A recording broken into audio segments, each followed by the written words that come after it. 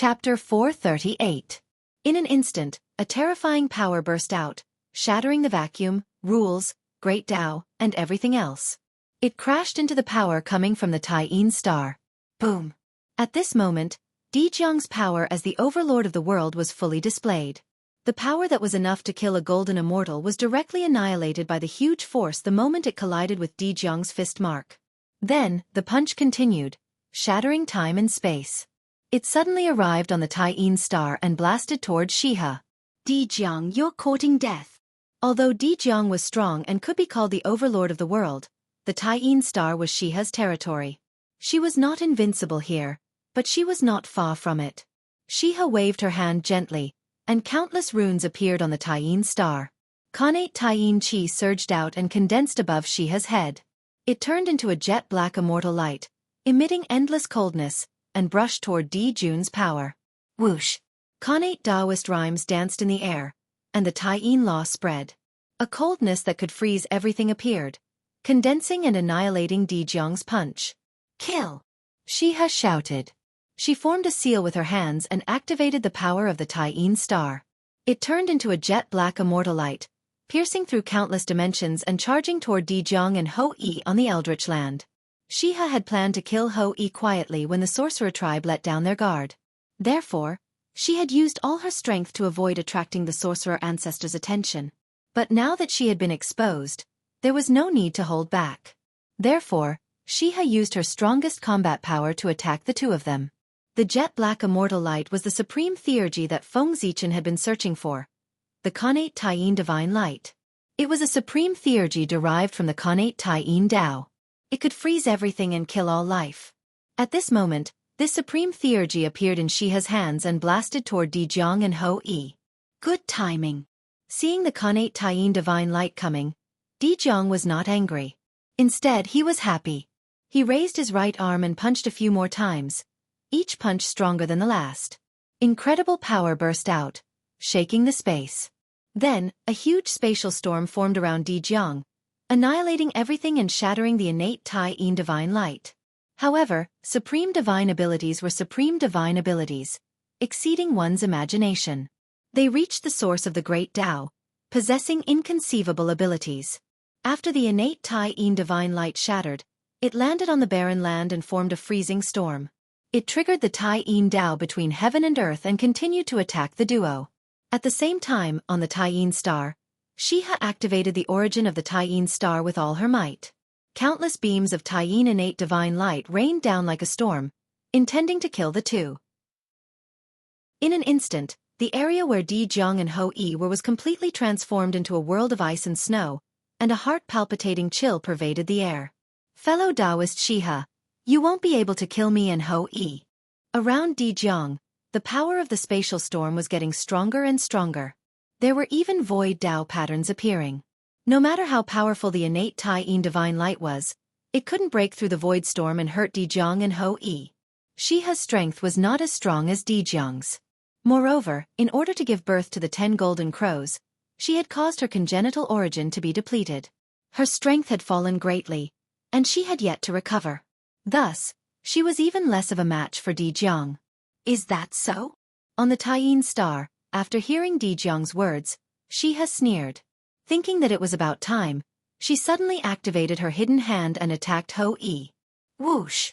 On the barren land, the shattered innate Tyene divine light suddenly condensed and turned into rays of divine light of annihilation, striking towards Hou-Yi. Ah! Hou-Yi couldn't dodge the innate Tyene divine light in time.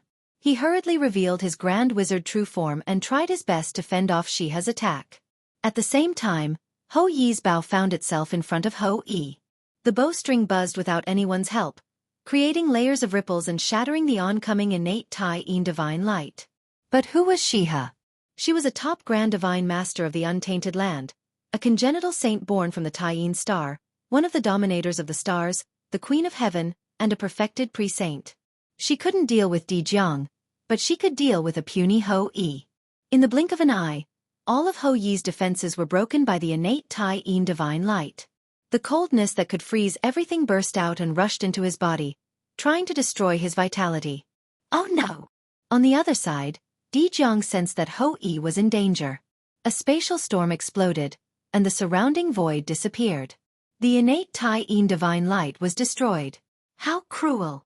In a flash, Jianghu came to Hou Yi's side and saved him. However, Shihi's attack was filled with hatred. With just one move, he heavily injured Hou Yi to the brink of death and left him unconscious. There were still remnants of Tai-Yin Qi in his body, which was destroying his vitality crazily. In a short while, half of Hou Yi's remaining vitality was destroyed. Even his connate origin was affected and was on the verge of collapse. Shiha's attack was so cruel that it almost took Hou Yi's life. Moreover, even if Hou Yi was lucky enough to survive, his strength would drop several levels after he recovered from his injuries. No one knew how many years it would take for him to recover. Terrifying, too terrifying. Xiha, who stood on the Tai-Yin, was so powerful that she could destroy a top warrior of the wizard race with one move. Xiha, you're courting death. Hou Yi was seriously injured and dying. Jianghu was shocked and angry. He didn't hold back anymore. The great path of space appeared and blasted toward the Tai-Yin star. Jianghu's full power was earth-shattering.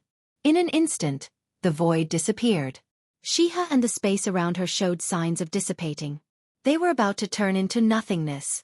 Erasing space and making everything lose their meaning of existence and return to the state of nothingness was the supreme achievement of the great path of space. It was also one of Jianghu's strongest attacks. He used his strongest attack right from the start. It was obvious that Jianghu really wanted to kill Xiha. Unfortunately, this was the Tai-Yin star. If it were any other time, Jianghu's attack would be able to severely injure Xiha even if it couldn't kill her. But this was the Tai-Yin star, where the Yin pole of the primitive world was located and where Xiha was born. Even a saint wouldn't be able to kill Xiha here. Just as Jianghu's attack was about to land on Xiha, the Tai-Yin star suddenly moved. Endless power exploded and collided with Jianghu's attack. Boom! The huge impact caused the lunar star to shake violently. Countless stars were displaced, and some of the smaller stars were unable to withstand the force and shattered. But the attack was blocked in the end. Jianghu's vengeful strike did not cause any harm to Xiha. However, as the lunar star trembled, an ancient seal began to loosen. Chapter 439. The lunar star was lonely, cold, and lifeless. This was its true portrayal. Here, far away from the noise of the mortal world, everything returned to peace. But today, the peace on the lunar star was once again broken by the battle between Jianghu and Shihi. The entire star was trembling violently. Earth and rocks collapsed, and the earth cracked. It was a doomsday-like scene. With the trembling of the lunar star, the secret hidden in the depths of the lunar star was revealed. In the depths of the lunar star, an ancient and deep secret place suddenly emitted light. The light was gold and silver. It was incomparably blazing, but not intense. It was strange and contradictory. The golden light gave people the feeling of facing the sun, emitting a blazing aura. The silver light revealed the aura of the origin of the lunar star, freezing everything. Whoosh! On the lunar star, the originally silent lunar laurel tree suddenly moved when it saw this ray of light. Silently, he extended a root and followed the source of the light to an unknown place. There was a beautiful figure. However, she was not in a good state. Her figure was faintly discernible, as if she would disappear at any time. And on her body, there was a Tai Chi diagram, a gold and silver Tai Chi diagram. It was the purest power of the lunar star and the solar star. The two combined to form a huge seal, firmly suppressing the beautiful figure. Moreover, the lunar star and the solar star combined to form the power of yin and yang, producing countless changes. While suppressing the figure, it was also destroying her. Every time the Tai Chi diagram rotated, the beautiful figure weakened a little, and part of her origin was destroyed. But then, an inexplicable force appeared and surged into the figure's body, strengthening her origin so that she would not die because of the lack of her origin. Just like that, the two forces went back and forth, reaching a subtle balance, causing that person's strength to neither increase nor decrease. This seal. It was set up by Jianghu and Shihi. Because in the primordial world, only Jianghu and Shihi could master such pure Tao of the lunar star and the solar star. This beautiful figure was the first-generation connate saint born from the lunar star. Ancient moon god Wang Shu. She was the first living being born on the lunar star. She was the oldest lord of the lunar star and was more orthodox than Shihi. It was also because of this that he suffered such a great calamity and was sealed by Di Jun and Shi He. At the end of the ancient era, the great beast calamity erupted. An unprecedented war broke out between the innate gods and the innate beasts, resulting in the deaths of countless innate gods. Moon god Wang Shu was one of them. Wang Shu perished together with the enemy, and his innate indestructible true spirit was shattered. Of course, his luck was still good. His innate indestructible true spirit was only broken and not eroded by the innate baleful qi. There was still hope for the former to be resurrected, but the latter's return was far away. Because his innate indestructible true spirit was shattered, Wang Shu's return was especially difficult. It was only after the entire ancient era had passed that he condensed his true spirit and was reborn on the lunar star. Unfortunately, before he could be born, Di Jun came. At that time, Di Jun had just married Shi He. The two of them came to the lunar star to play and accidentally found Wang Shu. How could this be? If Wang Shu was resurrected, wouldn't the master of lunar star be replaced? One must know that the lunar star was one of the foundations of the monster race. How could it be controlled by an outsider? Therefore, Di Jun couldn't tolerate Wang Shu and wanted to kill him on the spot. However, as the oldest moon god, how could he die in his own birthplace? With the protection of the lunar star, Di Jun couldn't kill Wang Shu no matter what he did. In desperation, Di Jun and Shi He joined forces and used the power of lunar and solar to seal Wang Shu, preventing him from being reborn. The meaning of the Tai Chi diagram's existence was to constantly wear down Wang Shu's power, preventing him from using the power of the lunar star to break the seal. However, man proposes, God disposes. The seal that was supposed to be foolproof had a slight flaw because of the battle between Shi He and Di Jiang, giving Wang Shu a chance to escape. Fellow Taoist, it's time for you to escape. We're here. When the roots of the laurel tree arrived here, they swung at the seal, causing boundless laws to descend and shatter the seal into pieces. Its power was no less than that of a perfected sage to be. The laurel tree, one of the top 10 primordial spiritual roots of the primitive world, not only had it developed intelligence, but it also had the cultivation of a perfected sage to be. It was really surprising. In fact, this was normal. Among the top 10 primordial spiritual roots of the primitive world, only the primordial fusang tree and the primordial laurel tree were the most special. Unlike other primordial spiritual roots, they didn't grow on the primitive world. Instead, they took root on the solar star and the lunar star to balance yin and yang and suppress the rebellious lunar star and the lunar star. Therefore, with their great merit, it was understandable that they had developed intelligence.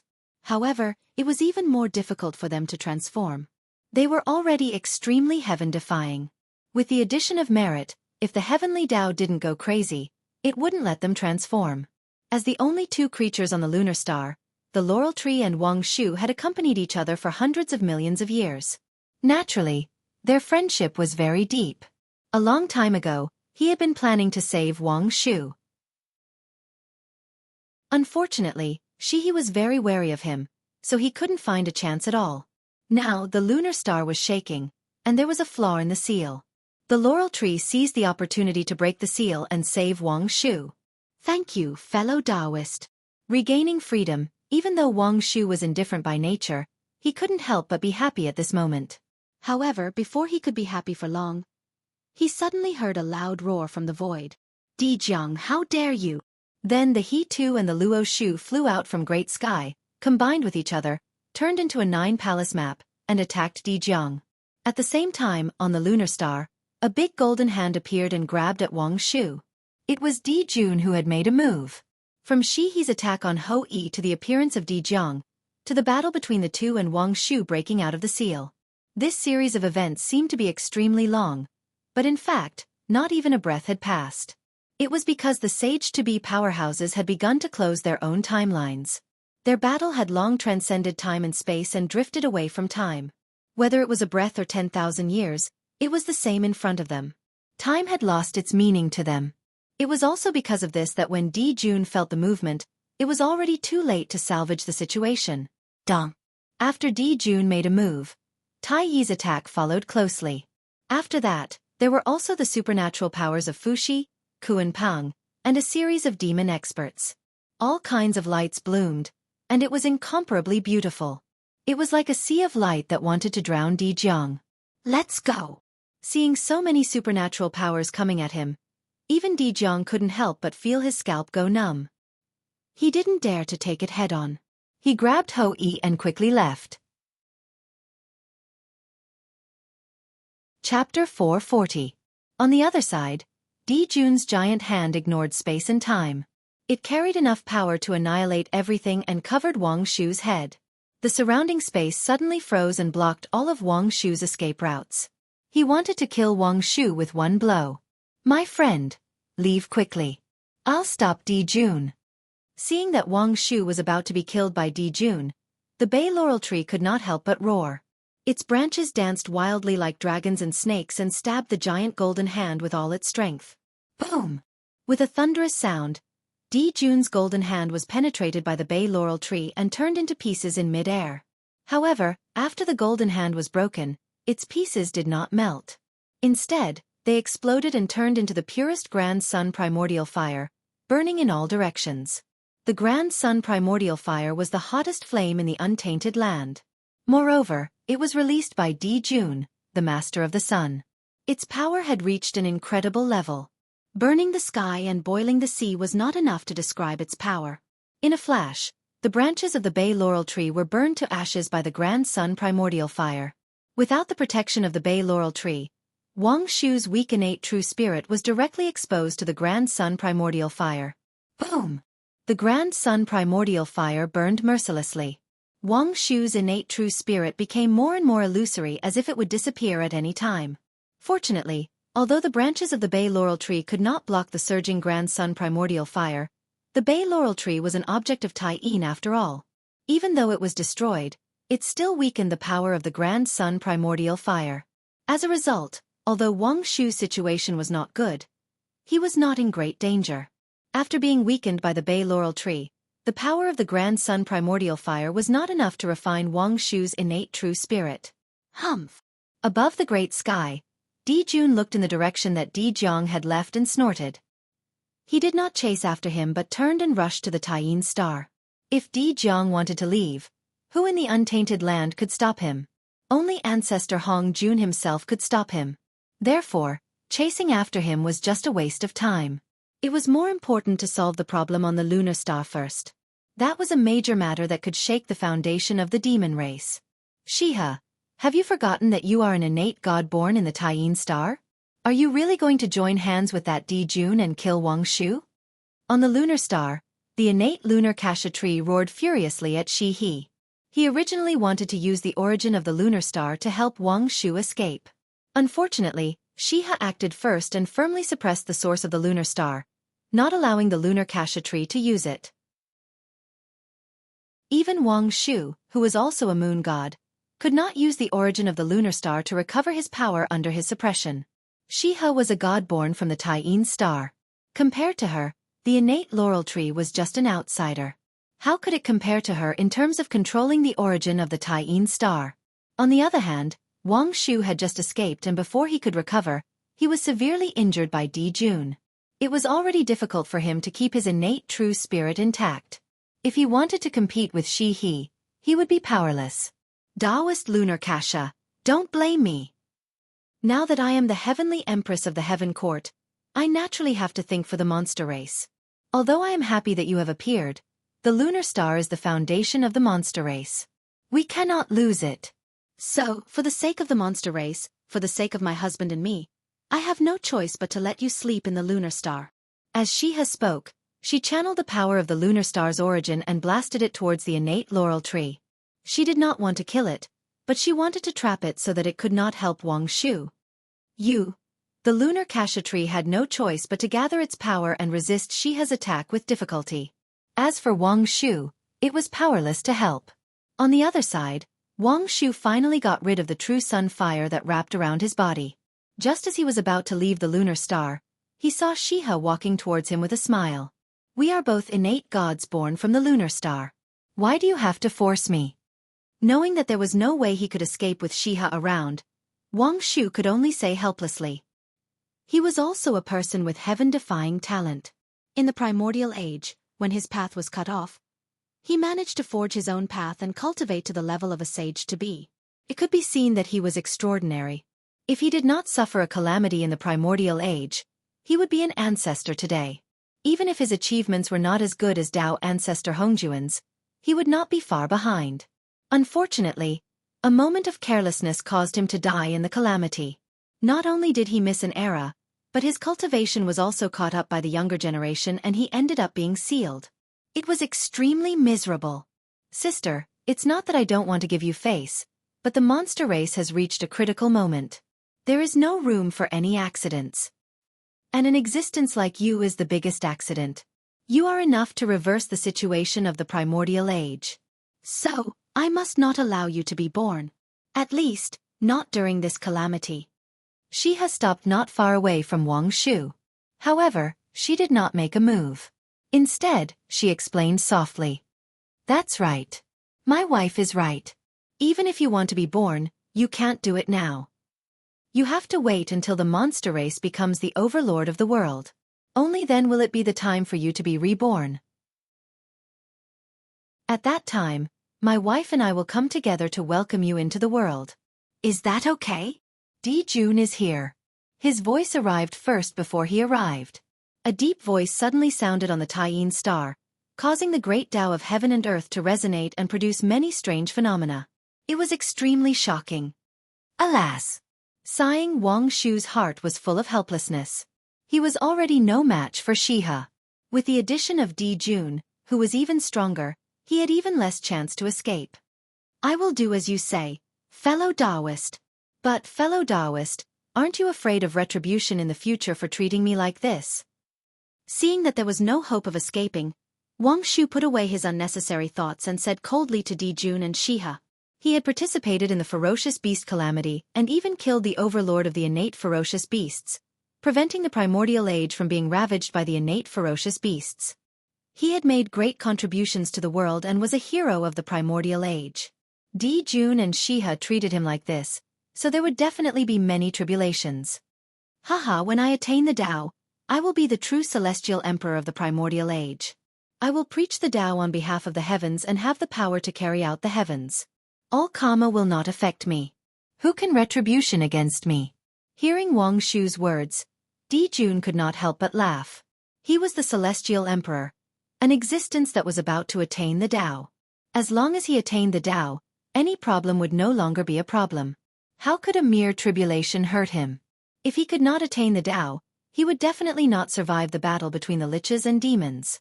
The so-called tribulation was even more meaningless to him. Therefore, Di Jun was fearless. Fellow Taoist, please. At this point, it was time to send Shiha on her way. Not to mention that Shiha was just an innate true spirit. Even if she was at her peak, Di Jun would not be afraid. It would be easy to take her down. At this moment, Wang Shu was close to despair. Chapter 441. Di Jun attacked while Shihi assisted him. Who in the Eldritch world could escape from them in a one-on-one battle? Perhaps. But it was definitely not Wang Shu. Fellow Taoist, run. Just as Wang Shu was in despair and Di Jun and Shihi were about to win, the connate laurel tree that they had neglected suddenly erupted. Tao sounds rumbled between heaven and earth as billions of rays of light bloomed from its body. Innate talismans danced in the air as infinite power emerged, allowing the connate laurel tree to break free from the origin of Taiyin. Whoosh! The connate laurel tree shook its branches as infinite light shone like an ocean of light. It was unusually bright and vast as it swept towards Di Jun and Shihi. The light was dazzling as the connate Taoist rhymes flowed. The Tao patterns were endless, containing the coldness of the Tao of Taiyin and the rhythm of the connate wood elemental Tao.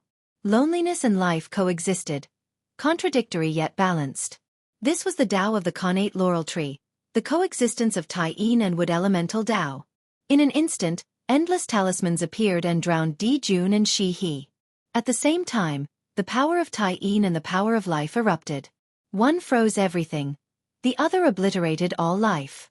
Di Jun and Shihi were careless and were successfully ambushed by the connate laurel tree, freezing them into ice sculptures.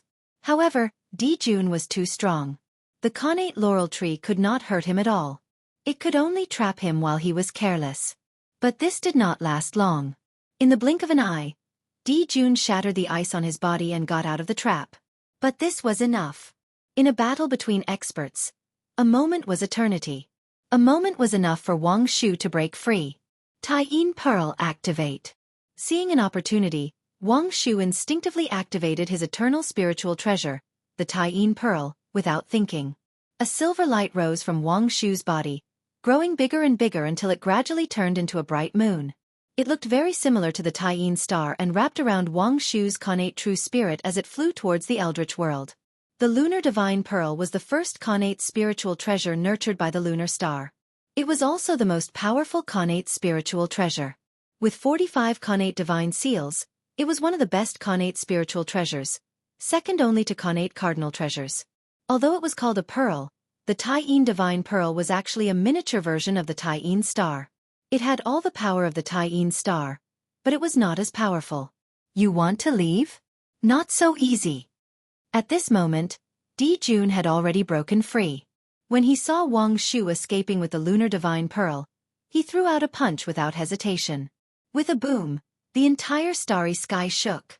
Although Di Jun's punch was not as powerful as Di Zhang's, it was still extremely shocking. It ignored time and space and blasted directly on Wang Shu's body. Even with the protection of the Taiyin divine pearl, Wang Shu's innate true spirit was shattered and he was on the verge of death. He didn't die? Then give me another punch. After the punch, Di Jun seemed to be surprised that he did not kill Wang Shu with one punch. He clenched his fist and was about to throw out another punch. But at this moment, several terrifying divine thoughts suddenly burst out from the depths of the untainted land. They distorted the rules and crossed the boundless void, came to Di Jun's side, and surrounded him. These were the supreme masters of the Archean era. They were not fake masters like Feng Du, but real masters who had lived from the Archean era to the present. Each of them was in the half-step origin realm, and none of them was weaker than Di Jun. What's more, some of them were only a step away from the origin realm, and their realms were even higher than Di Jun's. If Di Jun did not use external forces and only relied on his own strength, he might not be a match for these Archean giants. This scene seemed shocking, but in fact, it was reasonable. Although Di Jun was powerful, these Archean giants were not weak either. Not to mention that they were born at the beginning of the world and had obtained many heaven-defying creations. Even if they had once fought with the Tao ancestor, they might not be inferior to Di Jun and the others. Silence. Endless silence. After these Archean giants appeared, they directly surrounded Di Jun. Although they did not say a word, their meaning was quite clear. They did not allow Di Jun to attack Wang Shu. The longer one lived, the more they cherished the past. It was unknown how long it had been since the Archean era. It was so long ago that the Archean era had become a legend. After many battles, there were not many old antiques who had lived from the Archean era to the present. Looking up, there were fewer and fewer people traveling with them. These Archean giants could not help but feel sad. Now the moon god had suddenly recovered, and their fellow Taoists of the past had reappeared in the primordial world. There was one more person traveling with them. How could these Archean giants let anything happen to him? They woke up from their deep sleep one after another to protect him. Humph! With a cold snort, Di Jun retracted his fist and returned to the lunar star, no longer chasing after Wang Shu. He had to admit that Di Jun was afraid. Although he was not afraid of these people, there were more than these few experts who had survived from the Archean era. Who knew how many more people were hiding in the dark? If he continued to attack, he would provoke the Archean giants to attack him. Even Daluo Jingxian, who had become a primordial chaos expert on the spot, would not be able to avoid the fate of death. Therefore he could only retreat. Di Jun was right. If he continued to chase after Wang Shu, even if he was the Celestial Emperor, after this time, he would be skinned even if he did not die. This was because the moment Wang Shu left the lunar star, many Archean giants sensed it. In the Far East, the Azure Dragon's sacred beast's divine ability was ready to be unleashed. In the southern undying volcano, the vermilion bird subconsciously took out her Dharma treasure. In the deepest part of the northern underworld, a huge shadow was filled with connate Tao runes, ready to launch a shocking attack at any time. Even the Purple Cloud Palace, which was far away in the sky, had already made a move. Tao ancestor Hong Jun seemed to be hesitating, not knowing if he should make a move. The heavenly Tao Hong Jun was cold and heartless. Naturally, He would not make a move. However, Tao ancestor Hongjun was one of the most powerful beings in the Archean era. He was also one of the leaders of the Khanate god fiends during the ferocious beast cataclysm. There was a reason why he had to make a move. Fortunately, Di Jun stopped in time, saving Tao ancestor Hongjun from a difficult situation. As Di Jun stopped, the Archean giants also withdrew their divine senses. The primordial world once again returned to calm. Husband, are we going to let Wang Shu go just like that? On the lunar star, Shihi looked at Di Jun in confusion. Now that the two sides were like fire and water, once Wang Shu recovered his strength, he would definitely take back the position of the lunar star lord. This was a great disadvantage for the demon race. How could they let him escape so easily? Now that he has the protection of the Archean giants, ordinary methods can't deal with him. We can only use other methods. With a mysterious smile, Di Jun already had an idea on how to deal with Wang Shu. What method? Shihi was puzzled and asked. There's no hurry. We'll talk about it later. Now, let me help you get rid of the hidden danger on the lunar star. With that, Di Jun moved to the front of the Khanate lunar osmanthus tree. This time, if the Khanate lunar osmanthus tree hadn't suddenly attacked and frozen the two of them, how could Wang Shu have escaped? Today's matter was all the fault of the lunar osmanthus tree. Chapter 442. Fellow Taoist, why are you doing this? Wang Shu is the moon god. Isn't she he? In front of the laurel tree, Di Jun's heart was filled with anger. Who would have thought that the laurel tree, which had not moved for countless years, would suddenly give him a big surprise? It caught him off guard and allowed Wang Shu to escape. Damn it! What kind of person was Wang Shu? He was one of the peerless experts of the primordial era, a peerless figure who had once competed with the Tao ancestor. His escape this time was like a hidden dragon entering the sea. He would definitely soar into the sky. Not to mention recovering his cultivation.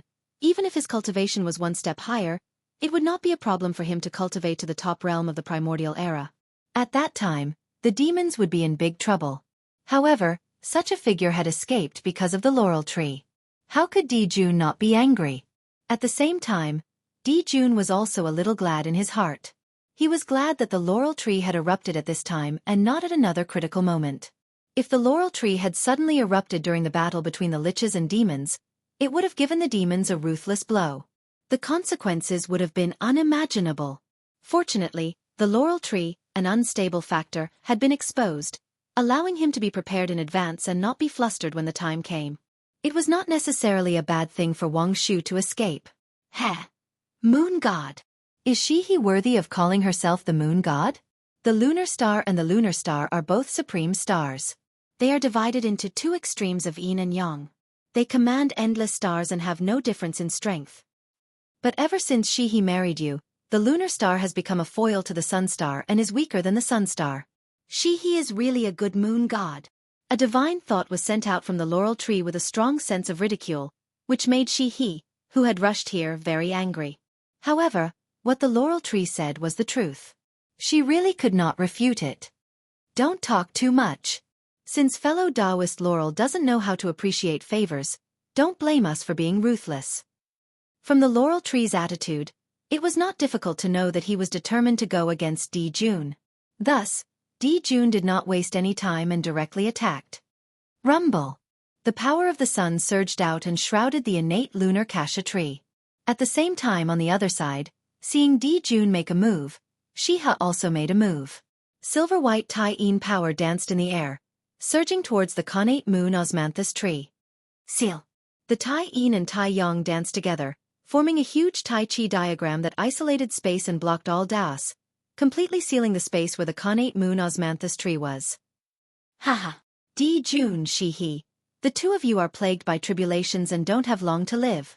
How long can you seal me? Knowing that it was useless to struggle, the Khanate laurel tree did not resist and allowed Di Jun to seal it. He was the supreme spiritual root that suppressed the lunar star. He had immeasurable merit, and no one dared to kill him. The amount of negative karma was so great that even a saint would not dare to touch it. If Di Jun killed him, even if the demon race was not exterminated, their vitality would be greatly damaged. Therefore, even though Di Jun was furious, he did not dare to kill him. He could only seal him. This was also the reason why the connate laurel tree was not afraid of Di Jun, knowing that he would not die. He was naturally not afraid of Di Jun. This was the benefit of having the heavenly Tao.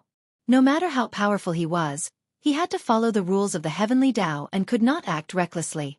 Otherwise, if a saint was invincible in the primordial world, wouldn't he be able to kill whoever he wanted? Wouldn't the primordial world be in chaos? Let's go and see fellow Taoist Fuxi. After sealing the connate laurel tree, Di Jun pulled Shihi and walked towards the sky. If he wanted to deal with Wang Shu, he would need Fuxi's help. Only he could calculate Wang Shu's location. Fellow Taoist Fuxi, this is the case. Please help. Inside the Fuxi palace, Emperor Jun told Fuxi everything that had happened. There was no need to hide anything. Di Jun did this for the demon race. He had a clear conscience, so there was naturally no need to hide anything. Moreover, he could not hide it in front of Fuxi. Fellow Taoist, what do you want me to say?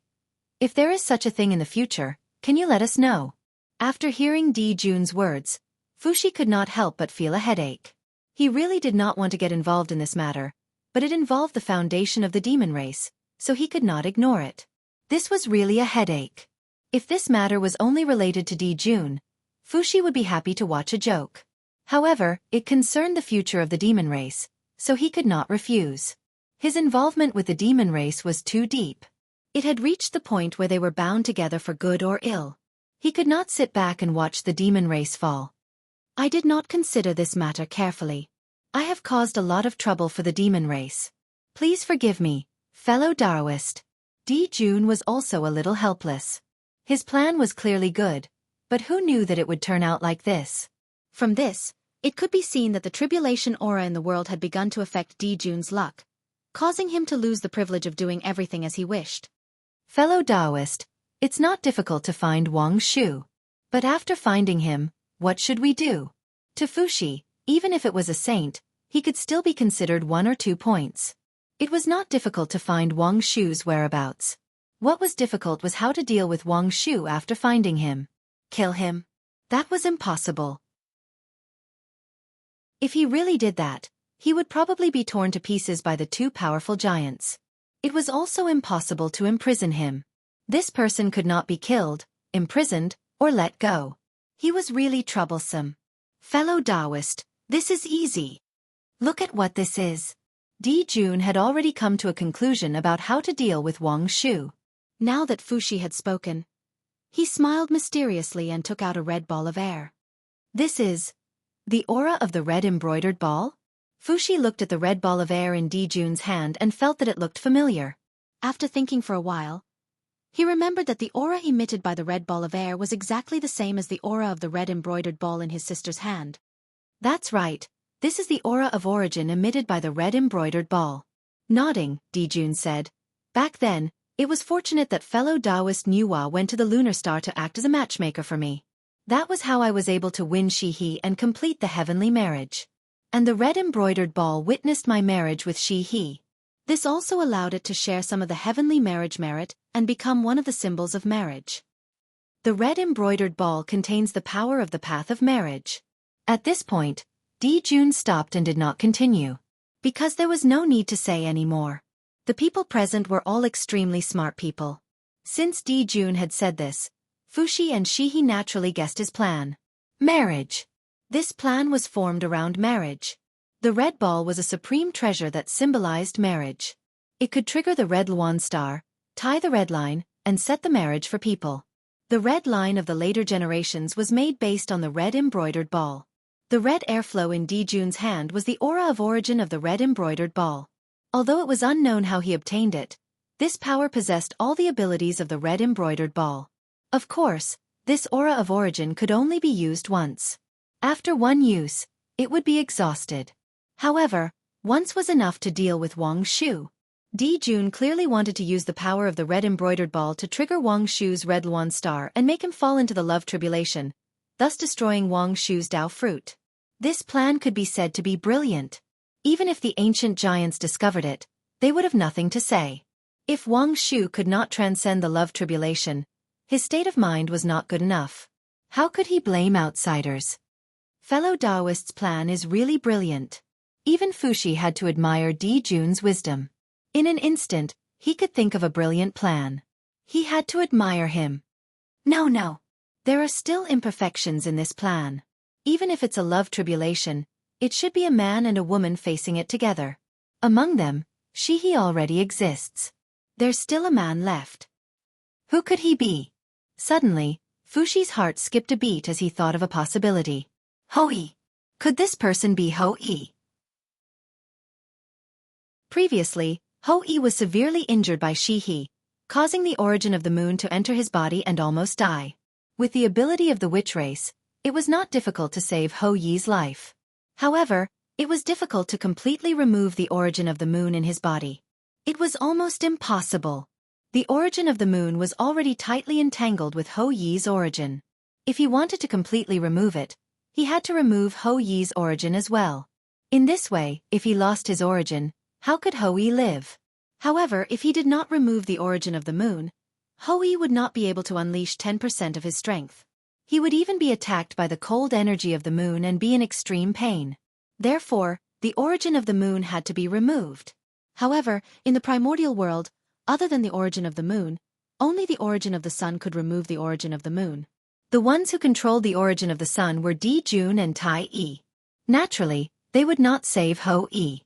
Then, the only thing that could save Hou-yi was the origin of the moon. Coincidentally, other than Shi-he, another existence that controlled the origin of the moon had escaped into the primordial world. If Di Jun took this opportunity to use the origin of the red embroidered ball, and use the connection as a basis to forcefully tie the two of them together and drag the two of them into the love tribulation in one fell swoop, it was completely feasible. Only Shi-he could cure Hou-yi's injuries. If the two of them met this love tribulation, they would definitely not be able to avoid it. They would definitely be trapped in it. I see. Brother, you really have a good method. What a good method. At first, Fuxi was only guessing. However, later on, he could already be sure that Di Jun must have planned it this way. This plan could be said to be perfect. Firstly, he could solve the problem of Wang Shu. Secondly, he could take revenge on Hou-yi and make him suffer a fate worse than death.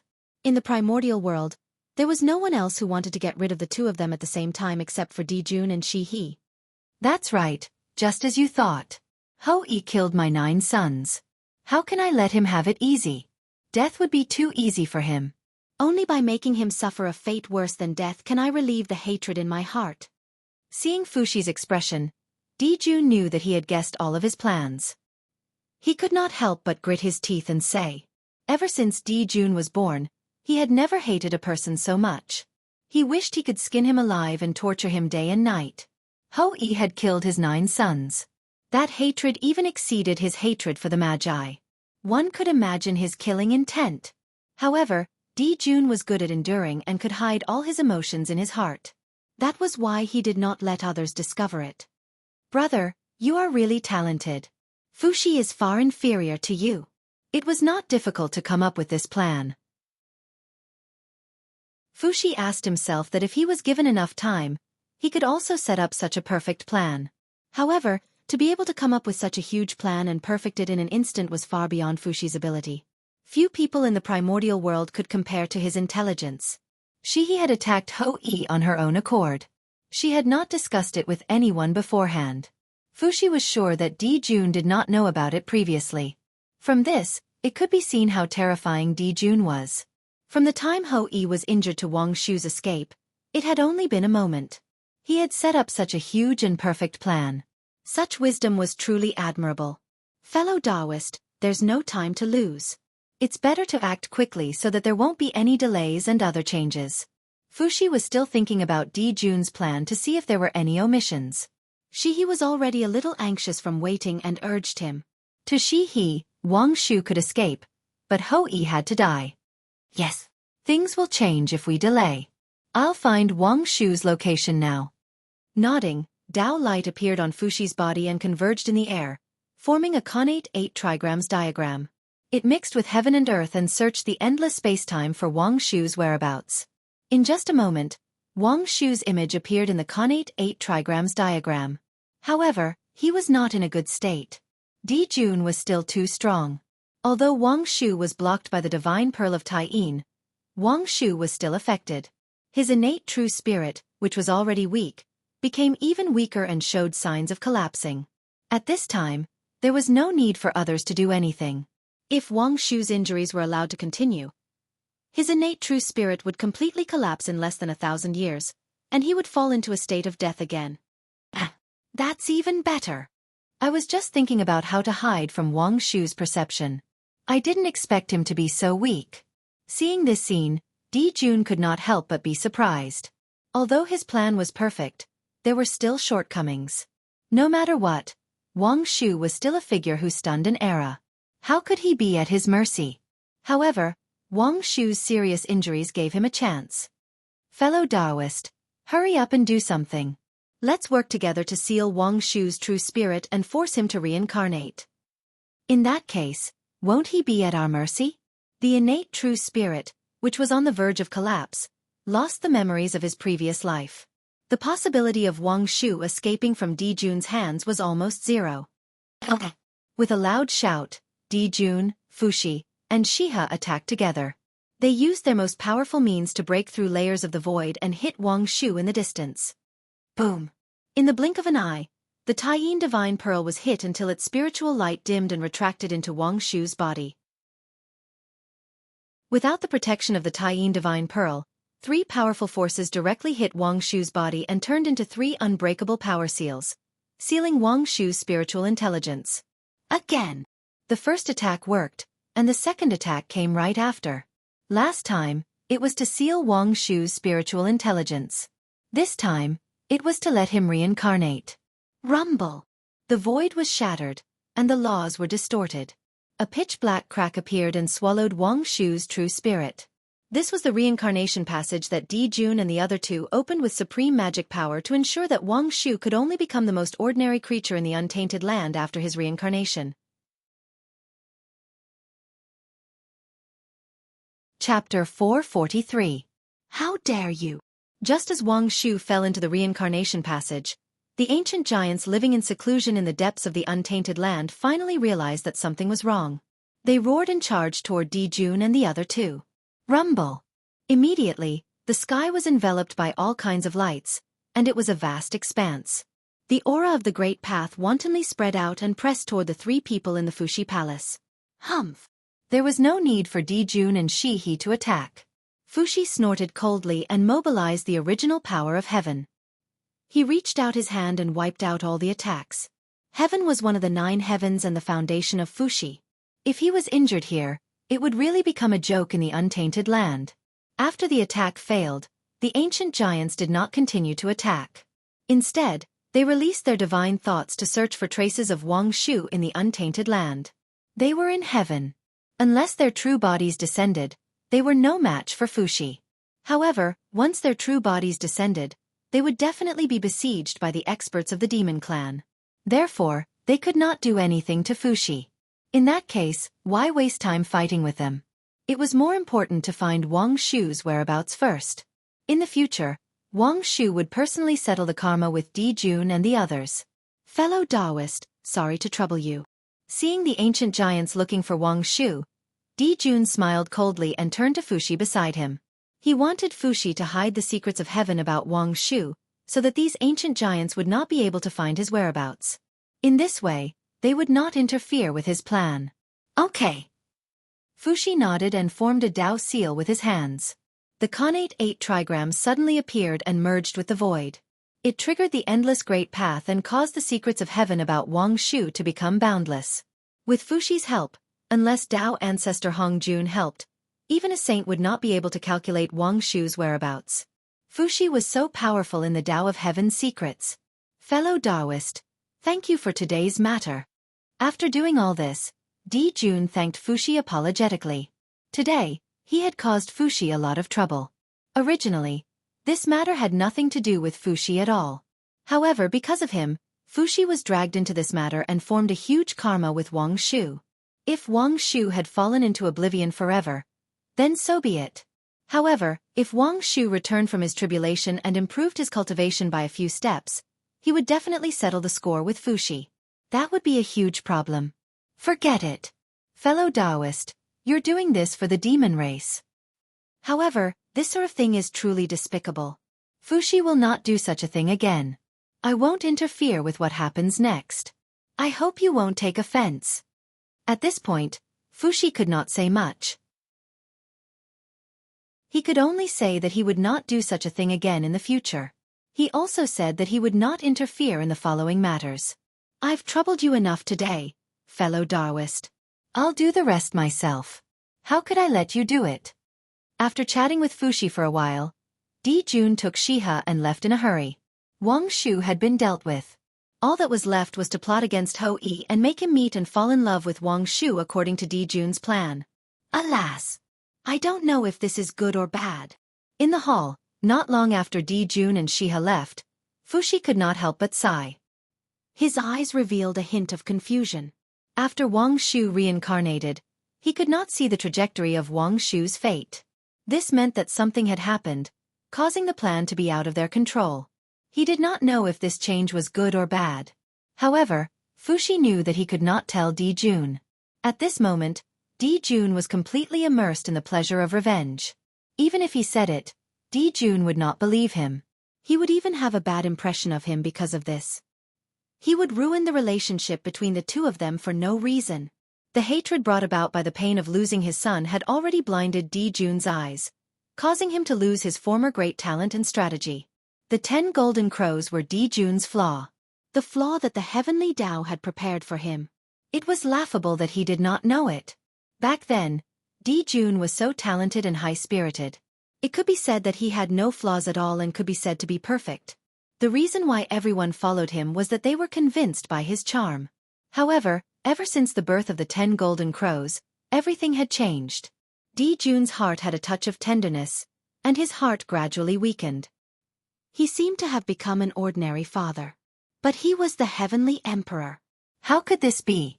Back then, when the 10 golden crows were born, Fuxi had felt that something was wrong.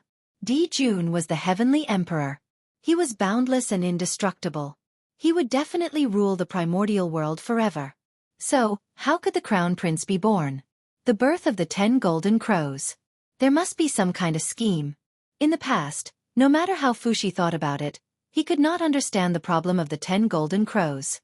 It was not until the 9 golden crows fell that he came to a realization. The appearance of the 10 golden crows was to break Di Jun's invincible Tao heart. With a flaw in his Tao heart, Di Jun would no longer be perfect. As a result, there would be a flaw in the possibility of being schemed against by others. The future of the demon clan is worrying. The more he knew, the more he understood how dark the future of the demon clan was going to be. How terrifying the enemy they had to face was. Even someone as strong as Fuxi could not help but feel powerless. The heavenly Tao wanted to destroy the demon clan. What could all living beings do? The fate of the demon clan had been foretold when the 10 golden crows were born. It was just that no one had thought of it. The crown prince. The crown prince. If Di Jun had always been the heavenly emperor, where would the crown prince come from? Wasn't this a sign that Di Jun would not be the heavenly emperor for long? Not to mention the demon clan, after Wang Shu's intelligence was sealed by Di Jun and the other two, he completely lost his consciousness. Even when he was sent into the reincarnation passage, he did not feel anything. He was ignorant, like a newborn baby. Therefore, no matter what Di Jun arranged for him, he could not resist. However, Wang Shu could not resist, but it did not mean that other things could not resist. Bas, bas, bas. In Wang Shu's body, the Taiyin divine pearl sensed that its master's situation was not good. Suddenly, it trembled violently. Wisps of connate Taiyin origin surged out of its body and poured into Wang Shu's connate true spirit. When the Taiyin divine pearl saw that Wang Shu was in danger, it did not hesitate to destroy its own foundation to help him escape. The Taiyin divine pearl was simply a miniature version of the Taiyin star. Its origin power was the most compatible with Wang Shu. With its efforts at all costs, although it could not break the seal that Di Jun and the other two left in Wang Shu's body, it gradually stabilized his connate true spirit and was no longer so weak. This change was unexpected by Di Jun and the other two. It caused a change in Di Jun's perfect plan. Boom! In the reincarnation passage, the afterlife that Di Jun left behind was activated. Waves of reincarnation power surged out, pulling Wang Shu's connate true spirit and trying to push him into the reincarnation. This was a great technique that Di Jun created after observing Ho Tu's reincarnation. Although it was not as powerful as the 6 paths of reincarnation, it should be more than enough to deal with a severely injured Wang Shu. At least that was what Di Jun thought. Unfortunately, he did not expect that the Taiyin Divine Pearl would be willing to destroy itself for its master so that Wang Shu could escape. This caused the situation to change. Buzz! Perhaps it sensed Wang Shu's danger. The Taiyin Divine Pearl trembled even more violently. The connate Taiyin origin poured out of its body like a vast ocean, protecting Wang Shu's connate true spirit and fighting against the reincarnation power. Crack! As the Taiyin origin and the reincarnation power were in a stalemate, a crisp cracking sound came from the Taiyin Divine Pearl. The Taiyin Divine Pearl was already dimmed by Di Jun and the other two. Coupled with the large-scale loss of its connate origin, it finally could not hold on any longer. It fell from the supreme grade connate spiritual treasure level to the superior grade connate spiritual treasure level. Even so, it did not give up. It continued to release the connate Taiyin origin to protect Wang Shu's connate true spirit, preventing it from being invaded by reincarnation power. However, under the suppression of the reincarnation power, its aura became weaker and weaker. Obviously, it could not hold on for much longer. Fortunately, without the support of Di Jun's Dharma power, the reincarnation power was like a tree without roots. Its power could not be endless. As it fought with the Taiyin Divine Pearl, its power was also weakening. Just like this, the two forces were in a stalemate. At the same time as time passed, the two forces became weaker and weaker. Finally, one day, the Taiyin Divine Pearl's level fell to the level of a middle-grade connate spiritual treasure. The two forces reached a subtle balance. Wang Shu's connate true spirit gradually turned into a baby, and its power weakened. However, the power did not dissipate. Instead, it turned into flesh and bones, creating a new connate Taoism aptitude for Wang Shu. A connate Taoism aptitude in the form of a baby. Obviously, this was the effect of the reincarnation power. However, the strange thing was that Wang Shu did not reincarnate into any race in the primitive world. Instead, he still existed in the appearance of a connate god-fiend created by heaven and earth. Although the newborn Wang Shu's power was very weak, and he was only in the connate realm, his essence was indeed a connate saint and incomparably noble. Di Jun's plan to reincarnate him into an ordinary creature of the primitive world was declared a failure. Speaking of which, if Xianxia was really an ordinary human, as a noble connate god-fiend, why would she be interested in a filthy connate god-fiend? One had to know that. In the eyes of connate god-fiends, connate chi was the most filthy existence in the world. It was like a mortal looking at feces and urine. Think about it, if it were you, would you like an item made of feces and urine? No matter how beautiful it was, you wouldn't take a second look at it. The moment Wang Shu's reincarnation succeeded, the reincarnation passage suddenly shattered, and Wang Shu fell into the primitive world. One day, a meteor suddenly fell into a valley shrouded in moonlight in the primitive world. Then within 10,000 miles of this place, divine light shone, auspicious chi fell, and auspicious clouds shrouded the area, creating thousands of strange phenomena. In the deep valley, there was an illusion of a bright moon. It was faintly discernible, interweaving with countless mysterious connate runes. It was incomparably sacred. The phenomenon in the sky naturally attracted the attention of the surrounding races. They thought that a treasure had appeared, and they all rushed here. Coincidentally, the strongest faction here was one of the human tribes, the Chang tribe. After discovering this place, he didn't dare to act rashly. On one hand, he set up a formation to seal this place. On the other hand, he notified the imperial court of the abnormality here, asking them to send experts to deal with it. In the imperial court, the human elder Dong Yun, who was worrying about the human emperor's marriage, suddenly had a thought when he heard this. He felt that his opportunity had arrived, and he quickly rushed to the Chang tribe. The birth of an innate god-fiend was extraordinary. Even after Wang Shu reincarnated, she only had the cultivation of the innate realm. There were still countless strange phenomena, but the commotion was smaller. When the phenomenon ended, it was already 3 years later. Wah! Wah wah! Wah wah wah! As soon as the phenomenon ended, the cries of a baby could be heard from the depths of the valley. Each cry was louder than the last, moving one's expression. What a great fortune! After hearing these cries, Dong Yun was not shocked. Instead, he was overjoyed. Without the slightest hesitation, Dong Yun leaped up and rushed into the depths of the valley. He was not worried about the danger at all. Of course, he did not need to worry about the danger. Dong Yun was now very powerful. He was promoted by the human emperor's choice of marriage. With the human emperor's protection, no danger could hurt him. Even if someone wanted to kill him, they would be punished by the human emperor. Good. A heavenly goddess. Only then can she be worthy of our emperor. The moment he saw Wang Shu, Dong Yun felt that the human emperor had appeared in front of him. He immediately understood the identity of the baby girl in front of him. The empress chosen by the human emperor. You were born in the Chang clan. From now on, you will be called Chang Yi.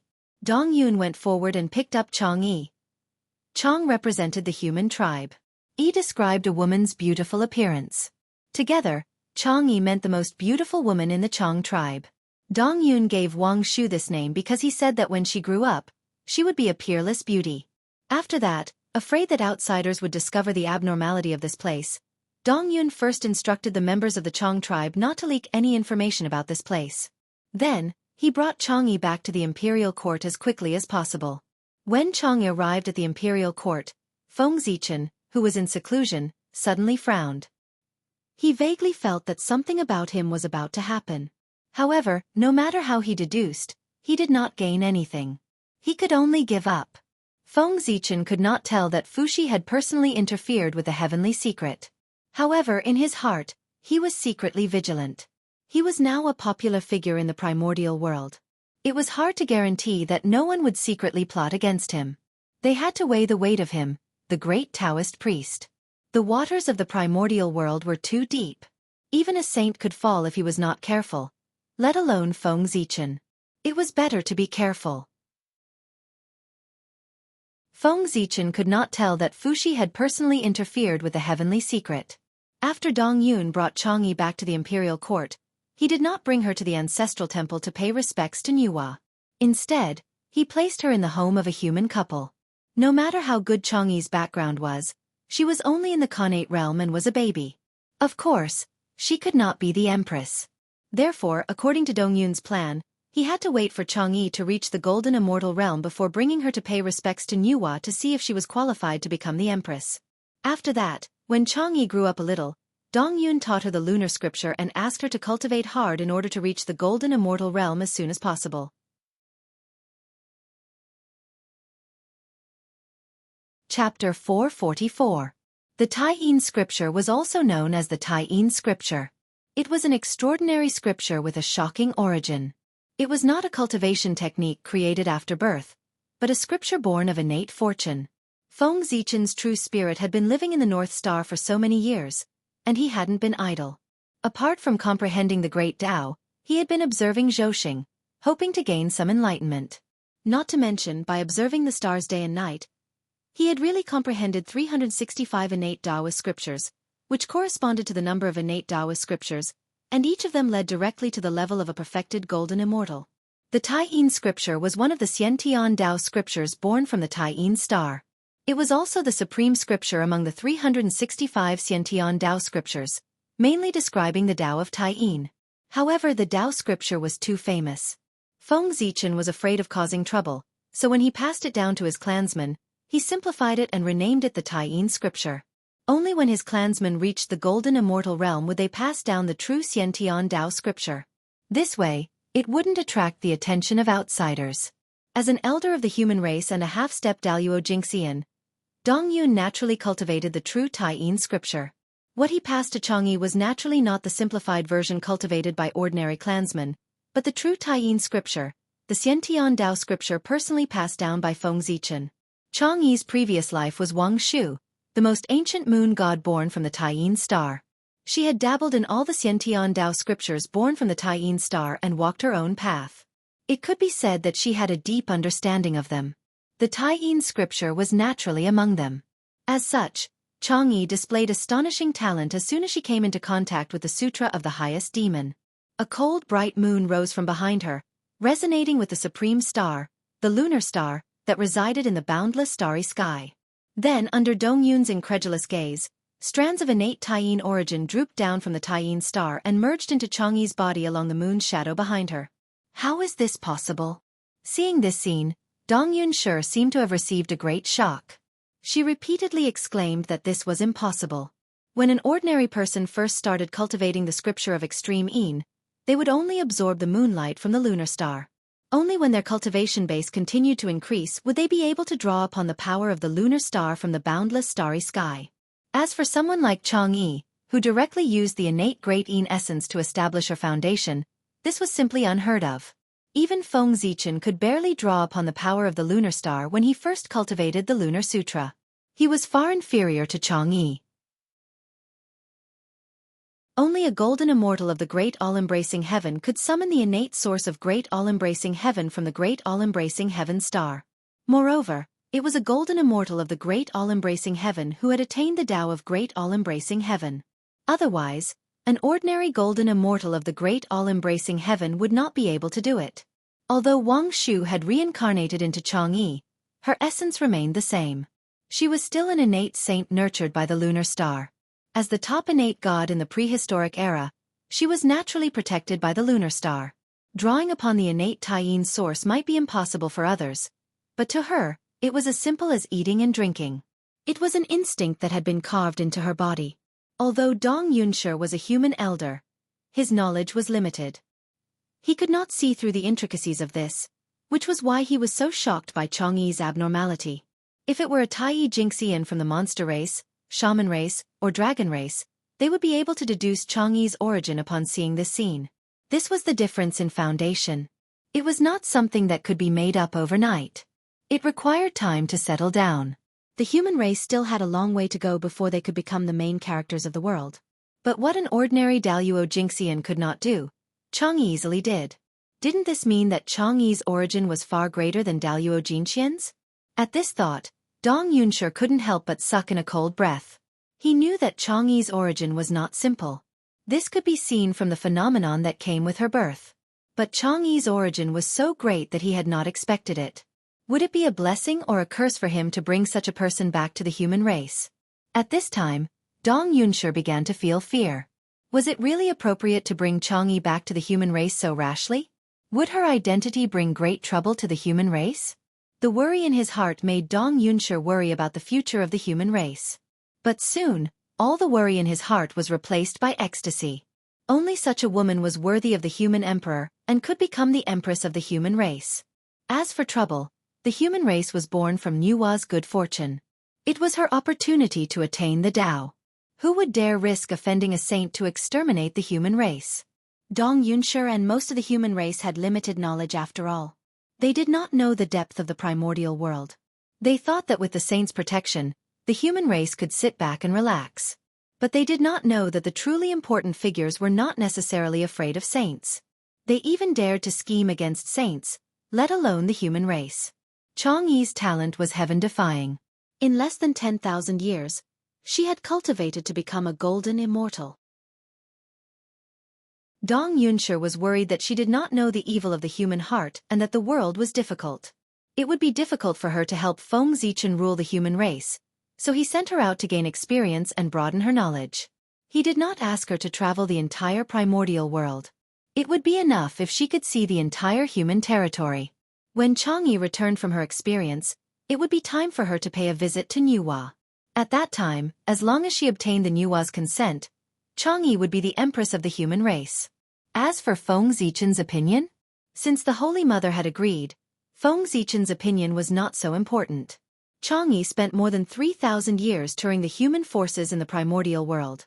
Then she set off for the East Sea to take a look at the 7 planets prefecture. Just as Changyi was rushing to the East Sea, Ho-Yi, who had been recuperating for more than 10,000 years, walked out of the Pangu Hall with a pale face and rushed to the East Sea. In the past 10,000 years, the ancestral magi had used all their means, but they could only suppress Ho-Yi's injuries and could not completely heal him. The Khanate Supreme Yin origin was too difficult to deal with. Everyone was helpless and could only let Ho-Yi go to the East Sea to try his luck. Dong Wang Kung. The East Sea had Dong Wang Kung. He was an Khanate saint born from the Khanate Supreme Yang origin. His achievements in the Tao of Yang were not inferior to Tai Yi and Di Jun. He could definitely remove the connate supreme Yin origin in Hou Yi's body. Although he had long died, his Tao field was still in the East Sea. It was hard to guarantee that there would not be any treasures left in it that could help Hou Yi. Besides, even if it failed, Hou Yi would not lose anything. Anyway, he had to give it a try. If he did not try, how would he know if it would succeed? If the East Sea could not do it, the ancestral magi decided to go to West Kunlun and beg the Queen Mother of the West. This connate goddess born from the connate supreme Yin origin also had the ability to heal Hou Yi. However, the relationship between the magi and the many mighty figures of the primordial world was not very good. In fact, it was very bad. In the early years, the magi were too arrogant. They had always considered themselves the masters of the primordial world and had offended almost all the mighty figures of the primordial world. Now that they had a favor to ask of others, the ancestral magi were not confident about the chances of success. Otherwise, they would not have used this method as their last resort. 1,000 years later, Xianxia returned from the East Sea. Dong Yun immediately gathered all the elders of the human clan who were still alive. Under their witness, he brought Xianxia into the human clan's ancestral temple to pay respects to Goddess Nuwa. Goddess Jean and Dong Yun has something to ask of you. In the ancestral temple, Dong Yun bowed respectfully to the statue of Goddess Nuwa. Greetings, Goddess Mother. After a long time, although the statue of Nuwa did not move, Dong Yun felt a gaze coming from the underworld and watching him. He immediately knew that Goddess Nuwa had arrived. He did not dare to be negligent and hurriedly bowed. What's the matter? An indifferent voice sounded, as if the great Tao was rumbling, resounding in Dong Yun's ears. Goddess, the human emperor has been ruling for a long time and has not appointed an empress. We are worried that the yin and yang are out of balance. Therefore, we have searched for tens of thousands of years and found a gentle woman. We want to ask the human emperor to appoint her as the empress. Goddess, you are the goddess of the human clan. Naturally, the empress has to be approved by you. Therefore, I specially brought Xianxia to pay respects to you and let you see if she has the potential to become an empress. When Nuwa asked, Dong Yun did not dare to hide anything. He hurriedly told her the purpose of his visit. Choosing an empress for Feng Zichen? Hearing this, Nuwa could not help but find it funny. What kind of status did Feng Zichen have now? In the primordial world, there were only a few goddesses who were worthy of him. How could a mere human find a woman worthy of him? But since Dong Yun had brought Xianxia here, it would be unreasonable to not take a look. With this thought in mind, Nuwa turned her gaze to Xianxia. With this look, Nuwa was shocked. She actually felt an extremely pure lunar origin from the woman in front of her. It was not inferior to Shihe's at all. But how was this possible? Shihe was the goddess of lunar origin, the ruler of the lunar star. No one in the primordial world should be able to defeat her in the Tao of lunar origin. Strange, really strange. In confusion, Nuwa could not help but carefully size up Xianxia. Only then did she realize that the person in front of her was an innate saint. Like Shihe, she was an innate saint born from the lunar star. Boom! This discovery shocked Nuwa. She could not care less. With a thought, she directly moved Xianxia from the human clan's ancestral temple to Empress Wa's palace. Nuwa's movements were so fast that Xianxia did not notice the slightest abnormality. By the time she reacted, the surrounding environment had already changed. Greetings, Nuwa. Xianxia could not help but feel a little flustered when she suddenly came to an unfamiliar place. But when she saw the person in front of her, she calmed down and bowed gracefully. Although she had never really seen Nuwa, who else could make a move in the Nuwa temple other than Nuwa? Moreover, the appearance of the person in front of her was exactly the same as the statue of Nuwa in the ancestral temple. As long as she was not stupid, she could guess the identity of this person. Xianxia. Good name. At this time, Nuwa had already recognized Xianxia's origin and understood the series of plans surrounding her. Although Fushi's methods were strong, he could not hide it from his biological sister. Although the methods of the human Tao were hidden, Nuwa had become a saint by completing the human Tao. Her relationship with the human Tao was naturally very close. Coupled with her achievements in the Tao of marriage, the matter of human marriage could not be hidden from her. Therefore, after understanding all of this, Nuwa immediately made a decision in her heart. She must facilitate this matter at all costs and let Feng Zichen and Chang'e complete the human marriage. She did this not only for the human clan, but also for Fuxi. In Wang Shu becoming Chang'e, Fuxi had played a big role in it. The karma between Wang Shu and him was very deep. If Wang Shu returned, he would definitely settle accounts with Fuxi. At that time it would be troublesome. Therefore, Nuwa planned to erase the karma in advance before Wang Shu returned. The human marriage was the method that Nuwa thought of. Human marriage should be born for the human Tao. It would bring great merit and great luck. If Chang'e and Feng Zichen completed the human marriage, she would definitely obtain a lot of merit. With this merit, it would be much easier for Chang'e to return to the peak or even go further. She would not need to spend a lot of time. She could also use this to get rid of Di Jun's scheme. It could be said that she could kill several birds with one stone. Yes. With this, the karma between Wang Shu and Fuxi could be considered to be settled. Although she had suffered a calamity because of Fuxi, she had also obtained great merit because of it. Everything had its own destiny. That was how it was. Moreover, marrying Feng Zichen was not a disgrace to Wang Shu. He was the descendant of Pangu, the primordial sword ancestor, the great Taoist priest who was invincible in the Daluo Jingxian realm. In the future, he would definitely become the primordial Daluo Jingxian. In terms of status and future achievements, he was not inferior to Wang Shu and even surpassed her. What was there for her to be dissatisfied with? It was not certain who would be wronged. As for whether Feng Zichen was willing to marry Wang Shu, this was not in Nuwa's consideration. This was the lunar goddess, the most ancient lunar goddess. To be able to marry her was a great fortune. Disagreeing? Was he crazy? To be honest, Nuwa could still make the decision for Feng Zichen. Just the fact that the human race was created by her was enough. From the beginning to the end, Nuwa did not have the intention to kill Chang'e. It was because an existence like Wang Shu could not be completely killed. Even if she died, she would be resurrected at any time. Especially this kind of great divine ability who had contributed to the primordial world, they could not even completely seal her.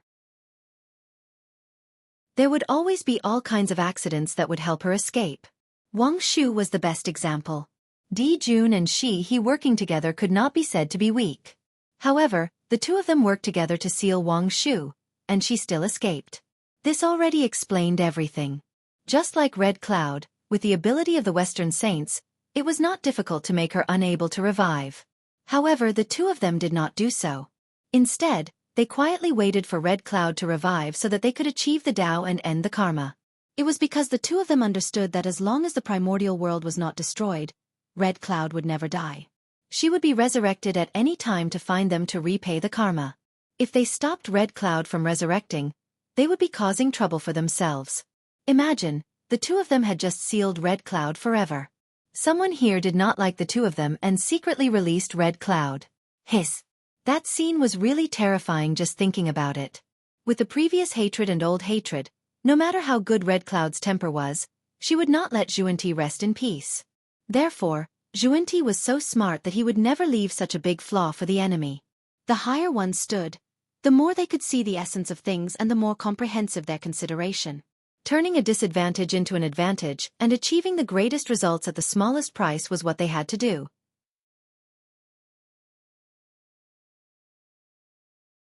Chapter 445. Killing had always been a last resort, not the best way. Saints disdained to do it. What a good child. Get up quickly, let me take a good look. With a plan in mind, Nuwa walked to Chang'e's side and gently helped her up with a smile.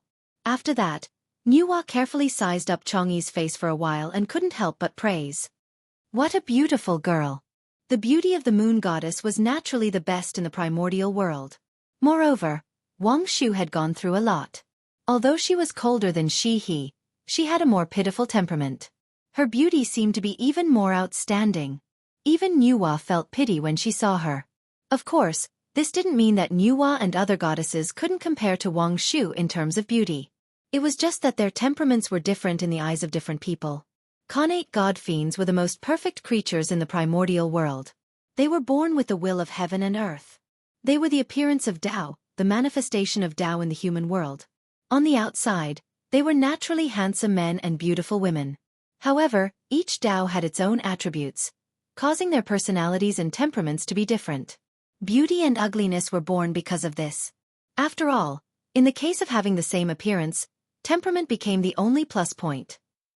Goddess, you flatter me. Xianxia replied with some fear. Being treated so kindly by Nuwa, she couldn't help but feel a little nervous. It was because the current her was not the ancient moon goddess Wuxia, but the human girl Xianxia.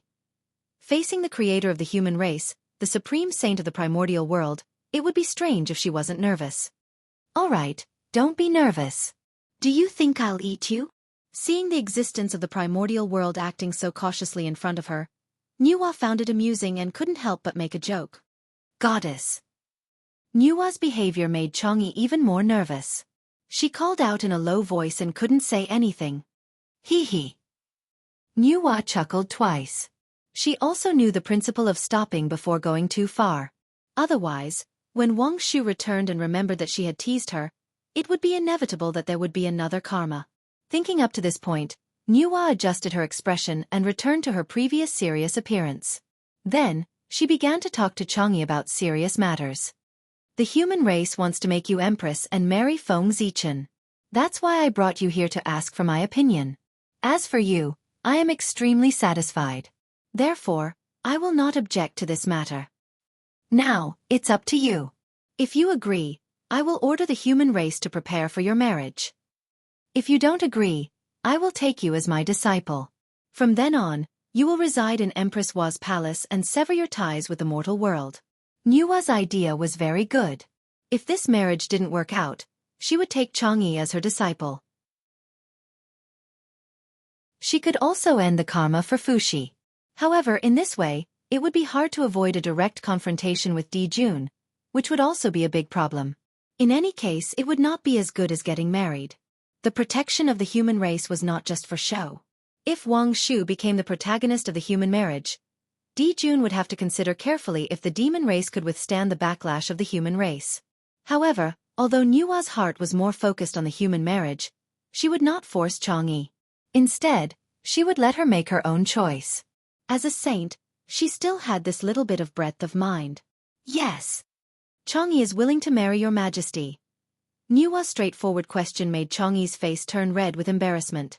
However, she still gently nodded her head and replied as if she was mumbling.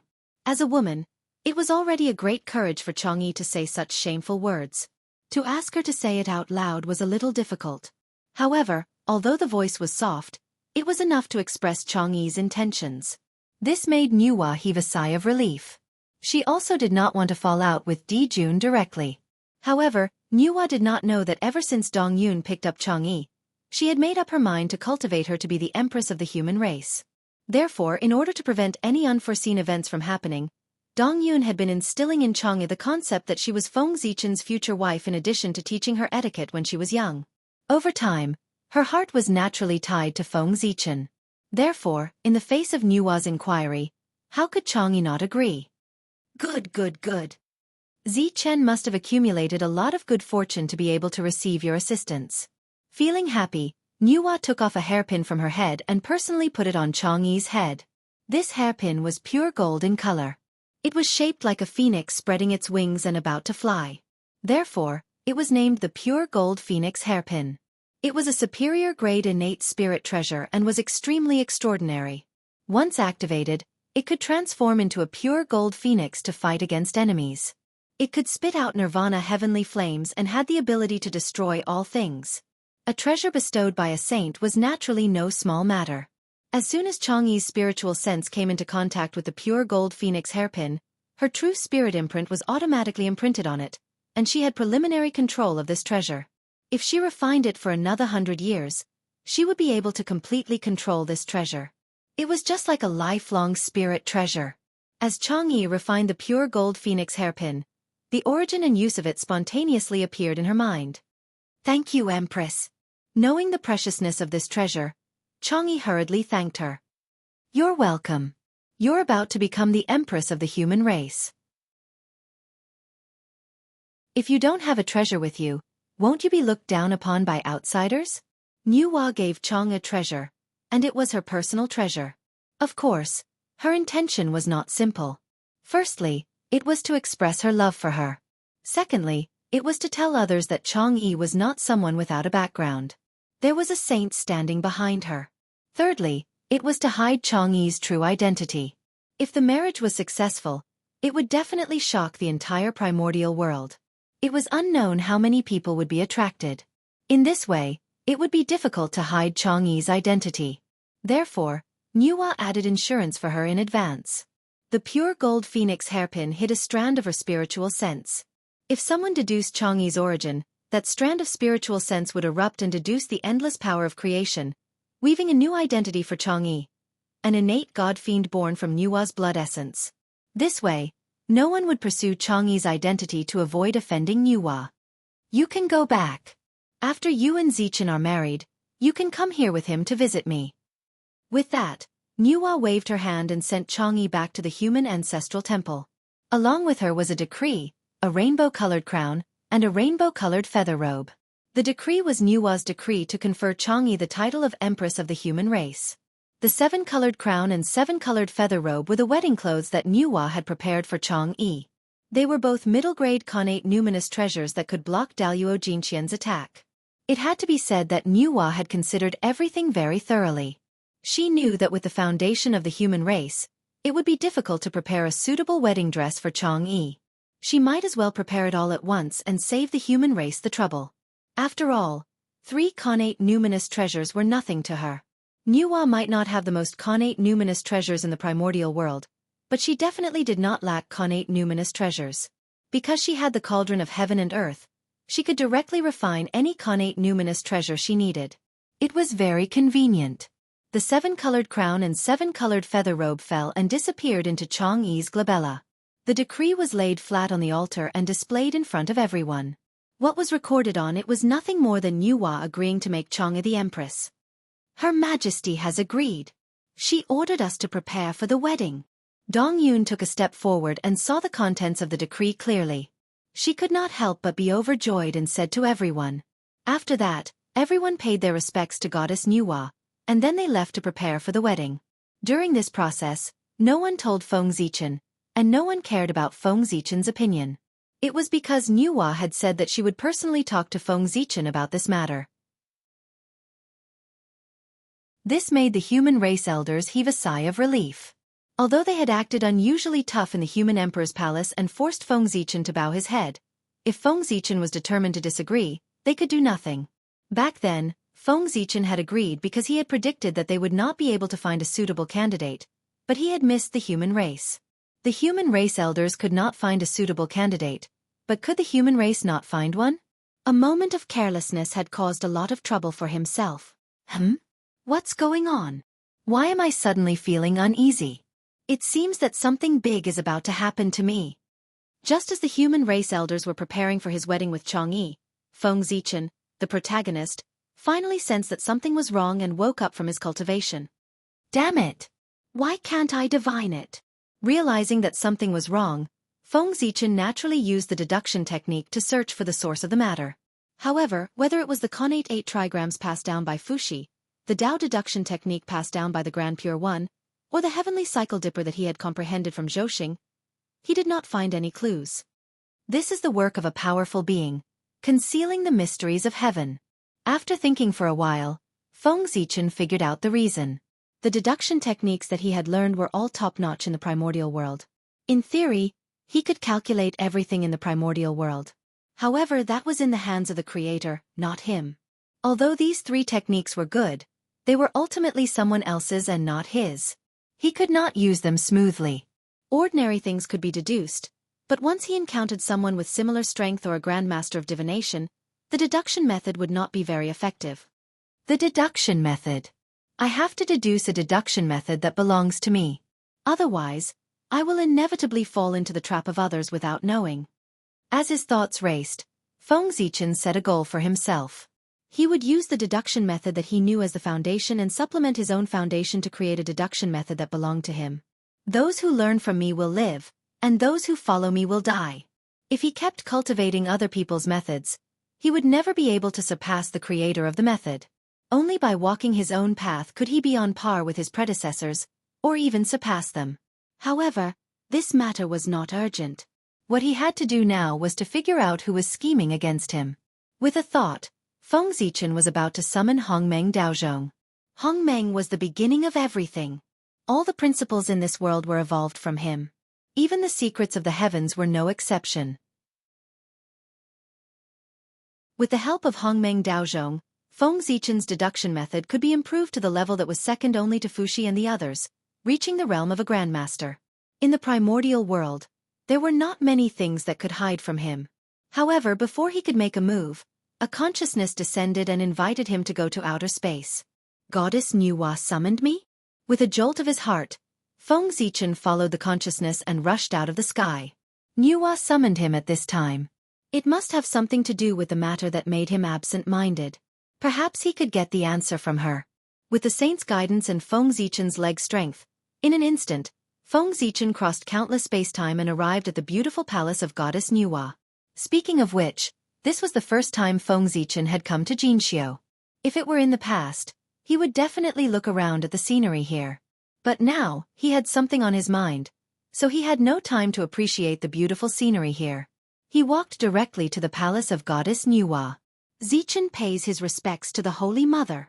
Walking into the main hall, Feng Zichen bowed to the beautiful woman in palace attire standing in the hall. Zichen, there's no need to be so polite. Get up quickly. Nuwa was very happy to see Feng Zichen. Over the years, Feng Zichen had greatly made her proud. This made her awe-inspiring in front of the other saints for a long time. I wonder why the Holy Mother has summoned Zichen here. Is there anything important? After chatting with Nuwa for a while, Feng Zichen asked about the purpose of this trip. I called you here because I have a good news to tell you. Nuwa smiled and said, Good news? What's the good news that the Holy Mother is so moved? On the other side, Feng Zichen asked in surprise as soon as Nuwa finished speaking. If even Nuwa said it was a good news, it must be a great thing. It's a marriage I've arranged for you. Seeing Feng Zichen's curiosity, Nuwa was very satisfied. She didn't keep him in suspense and said directly, What? Marriage? At this moment, Feng Zichen's expression was very interesting. He thought of many possibilities, but he didn't expect that Nuwa had called him to the palace of Goddess Nuwa for her marriage. Were forced marriages so powerful now? Couldn't he escape to the untainted land? Don't underestimate this marriage. This marriage should be born for humanity. It's not a trivial matter. It's a human marriage among the three marriages of heaven, earth, and man. If you succeed, you can get great merits and be protected by humanity. Seeing Feng Zichen's expression, Nuwa thought that he didn't know the pros and cons of it, so she explained to him. But when Feng Zichen heard the word human marriage, his expression became even more bitter. He had been hiding for so long, but in the end, he couldn't hide. He had underestimated the elder of the human clan. He had really found a candidate and obtained the approval of Nuwa. Otherwise, Nuwa would have called him over. That's strange. In the untainted land, there were only a few goddesses who had the same status as him. And they would not give themselves to him. Where did the elder of the human clan find her? She wasn't a cabbage on the roadside that could be found easily. Could it be that he had missed something? However, Feng Zichen's doubts didn't last long. When Nuwa saw his expression, she knew what he was thinking. She didn't hide anything and directly told him about Chang'e's origin. That woman's name is Chang'e. She is the reincarnation of the ancient moon god Wang Shu. Because she had a feud with Di Jun, she was plotted against and fell into the mortal world. This matter couldn't be hidden. She had to explain it to Feng Zichen clearly. Otherwise, it would be a ticking time bomb that could explode at any time. Hearing this, the corner of Feng Zichen's mouth couldn't help but twitch. He didn't know what expression to make. Everything was clear. Why did he feel uneasy? So this was the root of it. Why couldn't he calculate it? It involved a saint, a celestial emperor, and several top-notch great divine abilities. If he could calculate it, that would be a miracle. However, he had really forgotten about Chang'e flying to the moon. He had been too busy recently, so much so that he had forgotten such a big matter. He really shouldn't have. With Wang Shu's identity, she was more than enough to be his match. However, if he remembered correctly, Chang'e's destined person should be Ho-E. How did it have anything to do with him? Moreover, the matter of Chang'e flying to the moon was not simple. If Ho-E shooting down the sun was the fuse of the Great Magi Demon War, then Chang'e flying to the moon was another cause of the Great Magi Demon War. It was after this matter that the 11 ancestral wizards made up their minds to create the 13th ancestral wizard. The demon race also discovered the abnormality of the human race because of this matter. They didn't hesitate to offend Nuwa and slaughter the human race to forge the witch-killing sword. After Chang'e flying to the moon, the great calamity of the human race was really not far away. What a headache! At this time, even Feng Zichen couldn't help but have a headache. The matter of human marriage was already troublesome enough for him. With the addition of Wang Shu, it was simply such a person. Empress! Can I refuse? After a long silence, Feng Zichen asked tentatively. What do you think? Nuwa replied with a faint smile. Seeing this, Feng Zichen understood that Nuwa would most likely not agree to his refusal. However, he couldn't agree just like that. After all, he still had to try. Empress, the matter of human marriage is too big. It involves the position of the human emperor. If I complete the human marriage, it's hard to guarantee that I won't be suspected by Di Jun and cause a great disaster for the human race. Seeing that his objection was useless, Feng Zichen had to state the pros and cons of it, hoping to make Nuwa have scruples and change her previous decision. Unexpectedly, after hearing Feng Zichen's words, Nuwa shook her head disdainfully and said, "Scruples about you? That's because you overestimate the human race. Now the demon race and the Wu tribe are like fire and water. They have reached a situation where they will fight to the death at any time. Di Jun's attention is all on how to deal with the Wu tribe. Even if he sees you get married, he has no time to care about you. When he defeats the Wu tribe, he will be the real celestial emperor in the untainted land. Even sages like us will have to respect him. At that time, even if you really become the human emperor, you will have to submit to him. How will he scruples about you? If he is defeated by the Wu tribe, I'm afraid that he can't even protect himself. Then it doesn't matter whether he scruples about you or not. In this case, what are you afraid of?" Nuwa's words were reasonable and made Feng Zichen speechless. However, Feng Zichen was not a person who would give up easily. He continued to talk about Wang Shu's identity. Wang Shu and Di Jun have a great feud. If I marry her, won't I offend Di Jun? Compared to the sages, Di Jun and Di Jiang were the people who should not be provoked in the untainted land. It was reasonable that Feng Zichen was so worried. However, he forgot that as a wizard, he had long been on Di Jun's must-kill list. Haha. Sure enough, Nuwa could not help but shake her head and laugh when she heard this. At this time, Feng Zichen also reacted and realized that he was a little anxious. Sigh. Do you really not want to marry Chang'e? After a while, Nuwa said leisurely. Feng Zichen was silent. He had said so much, but they were all excuses. His main purpose was that he did not want to marry Chang'e. How could Nuwa not understand? However, Chang'e, Feng Zichen had to marry her. This was not only to help Fuxi settle the karma, but also for Feng Zichen's future. Do you know why I have to let you win Chang'e? Seeing that Feng Zichen was silent, Nuwa asked. For the marriage? Feng Zichen replied with some uncertainty. Since Nuwa had asked this question, it meant that there were still things that she did not know. It's not that. You can hide it from others, but you can't hide it from me. Everyone thinks that you major in the Khanate sword Dao. After all, the sword ancestor is famous for opening up the sword Dao. If he did not cultivate the sword Dao wholeheartedly, how could he have such great achievements? But I know that's not the case. You major in the Dao of stars. Has always been. It has never changed. Feng Zichen's third biggest secret was revealed by Nuwa.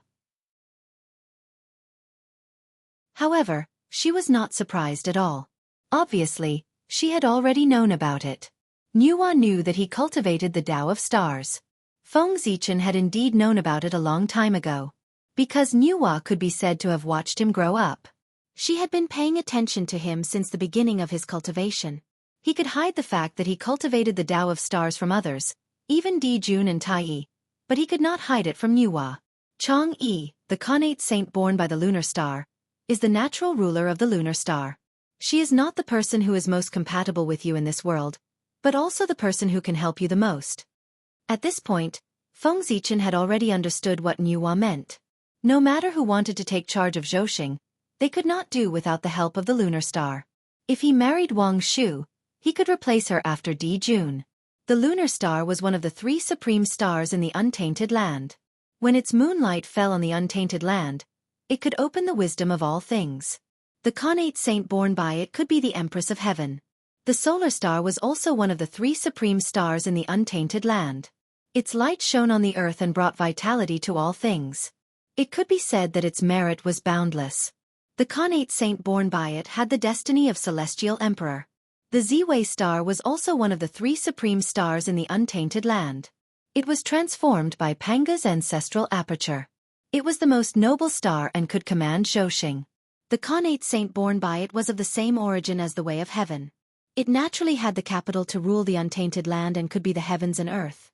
It could be said that between the Ziwei star and the solar star, whoever got the support of the lunar star could ascend to the position of celestial emperor.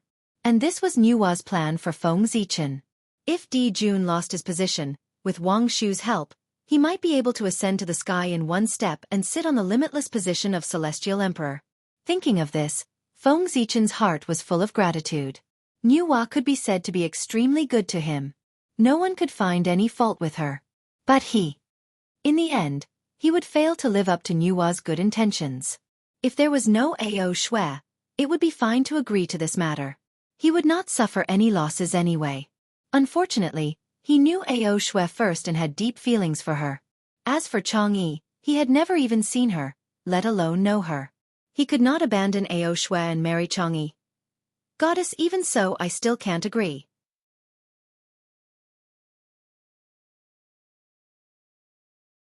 Chapter 446. Why? Nuwa was not angry. Instead, she asked in a low voice. For Feng Zichen, the benefits of this matter outweighed the disadvantages. It could be said that if he married Chang'e, it would be equivalent to him fighting for countless years less. This was a benefit that countless gods and demons of the primordial world could not get. Nuwa really could not think of a reason for Feng Zichen to refuse. I have a very good relationship with the ancestral dragon's granddaughter, Ao Shui. After thinking for a while, Feng Zichen said truthfully. He was someone who could not stay idle. How could he stay obediently in the human race for tens of thousands of years? During this period, he often appeared in the East Sea. A small amount of time, he asked the ancestral dragon for guidance on cultivation. Most of the time, he accompanied Ao Shui to tour the mountains and rivers. Cultivation also required a combination of work and rest. During this period of time, the relationship between the two of them, who were already in love with each other, could be said to have rapidly warmed up. If Feng Zichen was not worried about the tribulation of slaughtering people, he would have already proposed marriage to the ancestral dragon. However, even so, Feng Zichen had made up his mind. After the matter of the human race was over and the Lich demon tribulation was over, he would confess his feelings to Ao Shui. This was because only then could he be ranked at the top of the primordial world. He could use the world as a chessboard and all living beings as chess pieces to play with the saints. He would not be as restrained as he was now, worrying about this and that. Many times, he could not help himself. If the Lich demon tribulation did not end, his future would be difficult to determine. How could he promise others? When a man faced his lover, regardless of whether he could do it or not, he would want to give her the best of everything. However, plans could not keep up with changes. Before he could express his feelings to Ao Shui, Nuwa had already begun to force him to marry her. I was wondering what the reason was. So that's how it is. I didn't expect you to be a playboy. After knowing the reason for Feng Zichen's rejection, Nuwa could not help but feel that it was a little funny. She had thought that it was a big deal? After all this time it was just a small matter? This is easy. Since you can't let go of Ao Shui, then marry her too. Nuwa smiled and said decisively. If it were someone else, he would definitely not say so. Be it Ao Shui or Chang'e, their identities were extremely precious. Few people in the primordial world could compare to them. Being able to marry one of them was already a great blessing. He even dared to ask for 2 women to serve one man. That was simply delusional. But Feng Zichen was different. His identity. Enough for him to have all of this. Ever since Pangu created the universe, There weren't many innate saints born, but there were still quite a number of them. There were 6 sages, including the primordial chaos Daluo Jingxian. However, there was only one great Taoist priest, Feng Zichen. To be blessed by the 3 Daos of heaven, earth and man at the same time, what a great fortune this was. Moreover, Feng Zichen had the bearing of a celestial emperor. He was the most promising existence to inherit the position of celestial emperor after Di Jun. He was also the most suitable successor to the position of celestial emperor in the primordial world. With such a noble status, it wasn't impossible for him to marry a few more people, let alone 2. As long as the other party agreed. If it were in the past, Wang Shu would definitely not agree to marry Feng Zichen, let alone with someone else. But she was Chang'e now, which made this matter possible. The only problem now was Ao Shui. He had to think of a way to make her agree to this matter. However, this was not a problem for Nuwa. Other than being a saint, she was also the first matchmaker in the primordial world. The marriage between Di Jun and Wang Shu was the matchmaker she had mentioned. The heavenly marriage was presided over by her. She had experience in this matter. Empress, this isn't appropriate. He thought that Nuwa would break off the marriage between him and Chang'e after hearing this. But he didn't expect that not only did Nuwa not break off the marriage, but she also let him marry her. This trick really made Feng Zichen a little confused. There's nothing inappropriate about it. You don't have to worry about this matter. Leave it to me. Waving her hand to make Feng Zichen shut up, Nuwa glared at him and said, this. Suddenly thinking that Nuwa still had the identity of a matchmaker, Feng Zichen could not help but shut his mouth resentfully. At this point, he had already understood that this matter was no longer something he could interfere in. He could only follow Nuwa's words and leave this matter to him. However, Feng Zichen was not completely without ideas in his heart. According to his estimation, even if he married Chang'e, this marriage would not last long. Now, Chang'e's innate wisdom had not awakened, and the memories belonging to Wang Shu were still sealed. She was ignorant, so naturally, they could arrange them. But as her cultivation realm increased, Chang'e would sooner or later become Wang Shu. At that time, it would be hard to say whether this matter was a favor or a grudge. But no matter what, this marriage would not be able to last. As a supreme expert of the ancient times, how could Wang Shu tolerate himself marrying someone else, let alone with another woman? Therefore, this marriage was destined not to last long. It was only temporary. Then the operation of this was greater. A marriage that was destined to have no result, why bother too much? It was fine to maintain it in name. Feng Zichen thought so. Men were so hypocritical. Unfortunately, one step back would lead to another. When it was time to get married, it might not be as he thought. Who could say for sure what would happen in the future? All right, you can go back. As for Ao Shui, I will talk to her personally. I will not let her be estranged from you. Thinking about how to communicate with Ao Shui, Nuwa did not have time to pay attention to Feng Zichen. She pointed at the door and motioned for him to leave. Your Highness, can you lend me the cauldron of heaven and earth? Feng Zichen would definitely not be happy to leave just like that. It was not easy to come to Empress Wa's palace. How could he return empty-handed? Take it. As soon as she finished speaking, the cauldron of heaven and earth appeared from the void and fell into Feng Zichen's hand. Nuwa was still very generous to Feng Zichen. Thank you, Your Highness. After putting away the cauldron of heaven and earth, Feng Zichen turned around and left. Sigh. What's going on? After returning to the human emperor's palace and thinking about everything that had happened in Empress Wa's palace, Feng Zichen's heart was full of helplessness. He wanted to go to Donghai to explain to Ao Shui, but he did not know how to say it. In the end, he could only sigh helplessly and place all his hopes on Nuwa. Empress Nuwa had said that she would solve this matter. She should be confident. Sigh. After sighing again, Feng Zichen took out the cauldron of heaven and earth and planned to refine a few clan weapons for the human race. The great calamity of the human race was coming. He could not indulge in love. He should work hard to improve the strength of the human race. Previously, Feng Zichen had already refined 3 clan weapons for the human race. They were the Suiren Lantern, Yuchao Hall, and Zi. But that was not enough. Of course, the stronger the human race was, the better. With a flip of his hand, Feng Zichen took out the virtuous golden net and put it into the cauldron of heaven and earth. This was the first postnatal fishing net. It was originally used to catch fish. Because of the merit, it had the ability to catch all living beings. Back then, Ao Shui was caught by this net and could not escape. Now, Feng Zichen wanted to refine it into the destiny of the human race and use it to become a clan weapon to protect all living beings. Tie silk into a net and collect all living beings. If this weapon was completed, it would be called the inescapable net. Boom! The long river of destiny of the human race appeared and fell into the cauldron of heaven and earth, refining together with the virtuous golden net. At the same time, the world origin, chaos origin, and Hongmeng origin flew out from Feng Zichen's body and surged into the cauldron of heaven and earth, enhancing the power of the virtuous golden net. Feng Zichen was no longer the same as before. The chaos bead, the world tree, and Hongmeng Daozhong were the same. Its power had been greatly enhanced. The origin, which was not abundant before, was not in short supply now. Therefore, only then did Feng Zichen dare to continue refining the clan weapon. Swish swish swish.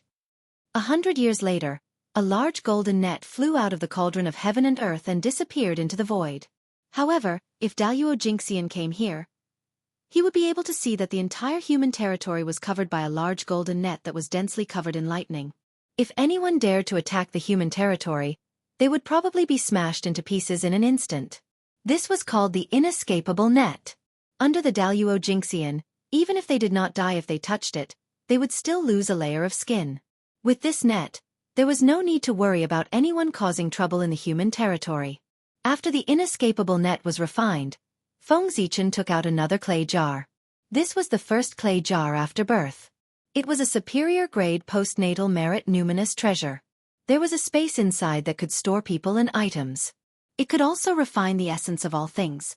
Compared to the inescapable net, Feng Zichen valued this treasure more, putting aside the ability of the clay jar to store people and items for the time being. The ability to refine the essence of all things was enough to raise the strength of the human race to a higher level. The human race was born weak. If they wanted to be strong, they had to work hard to cultivate. At this time, the role of the clay jar was displayed. It could remove impurities and refine the essence of all things, thus laying the strongest foundation for the future generations of the human race. Just this point alone, it was unknown how many treasures it had surpassed. This treasure was a supreme treasure that assisted in cultivation. With a thought, the cauldron of heaven and earth emitted a bright light. The connate Taoist rhymes spread out, and the auspicious air rippled, turning the surroundings into a fairyland. The clay jar flew out of Feng Zichen's hand and fell into the cauldron of heaven and earth. Not long after, it was refined into a ball of liquid. After all, the clay jar was just a superior grade postnatal merit numinous treasure, while the cauldron of heaven and earth was a connate supreme treasure. The difference in level was too great. Facing him, there was no resistance at all. The reason for refining the clay jar was that Feng Zichen felt that it was too ugly and wanted to refine it again.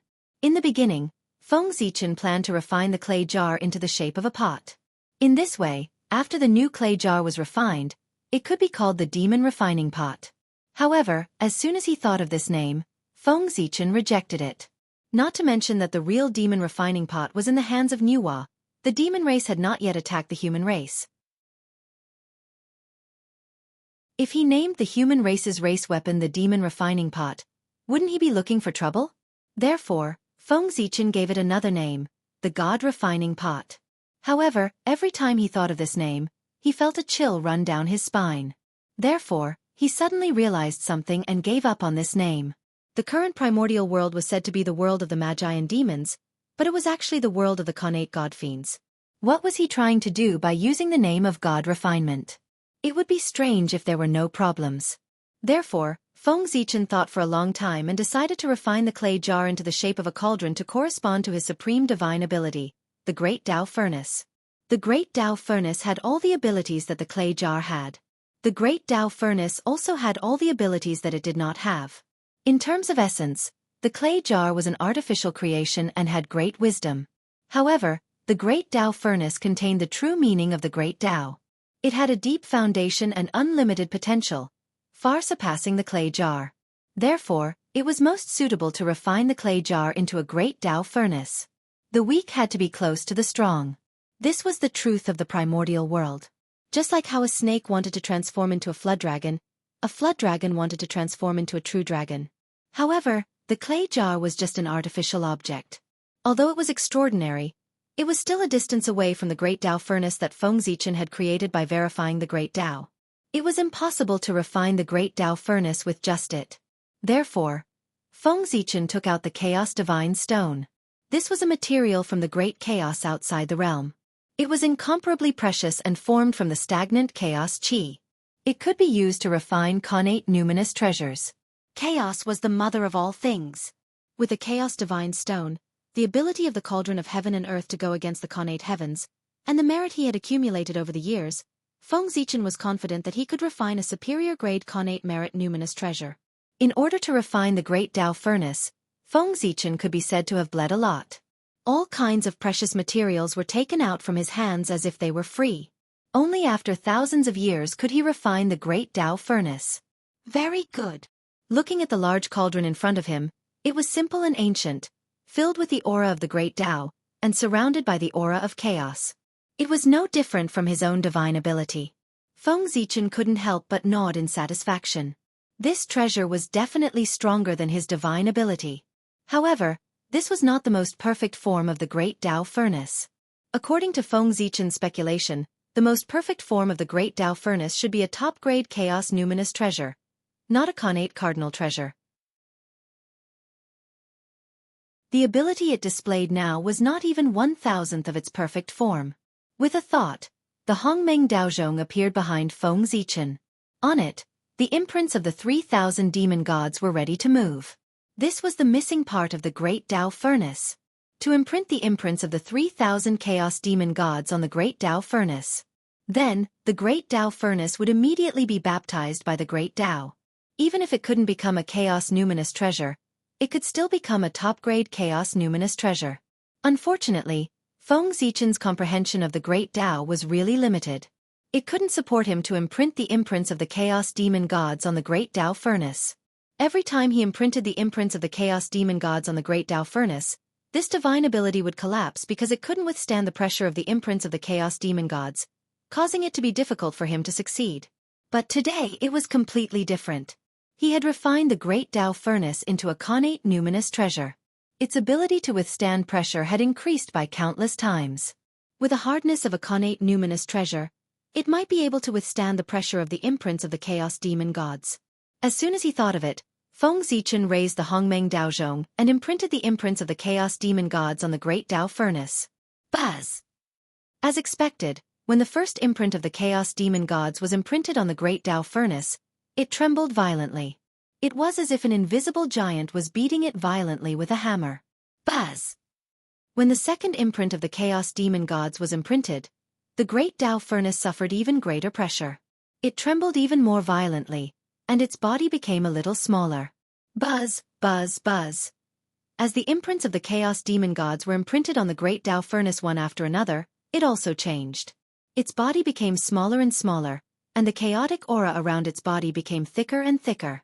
Wisps of the true meaning of the great Tao flowed out from its body, making it more and more simple and profound. Finally, when the great Tao furnace turned from 10 feet to 1 foot in size, Feng Zichen stopped and no longer imprinted the imprints of the chaos demon gods. At this time, the great Tao furnace had already been imprinted with 100 imprints of the chaos demon gods. It had already reached its limit. If he continued to imprint, it would definitely be crushed into pieces by the true meaning of the great Tao carried by the imprints of the demon gods. This was an irreparable damage.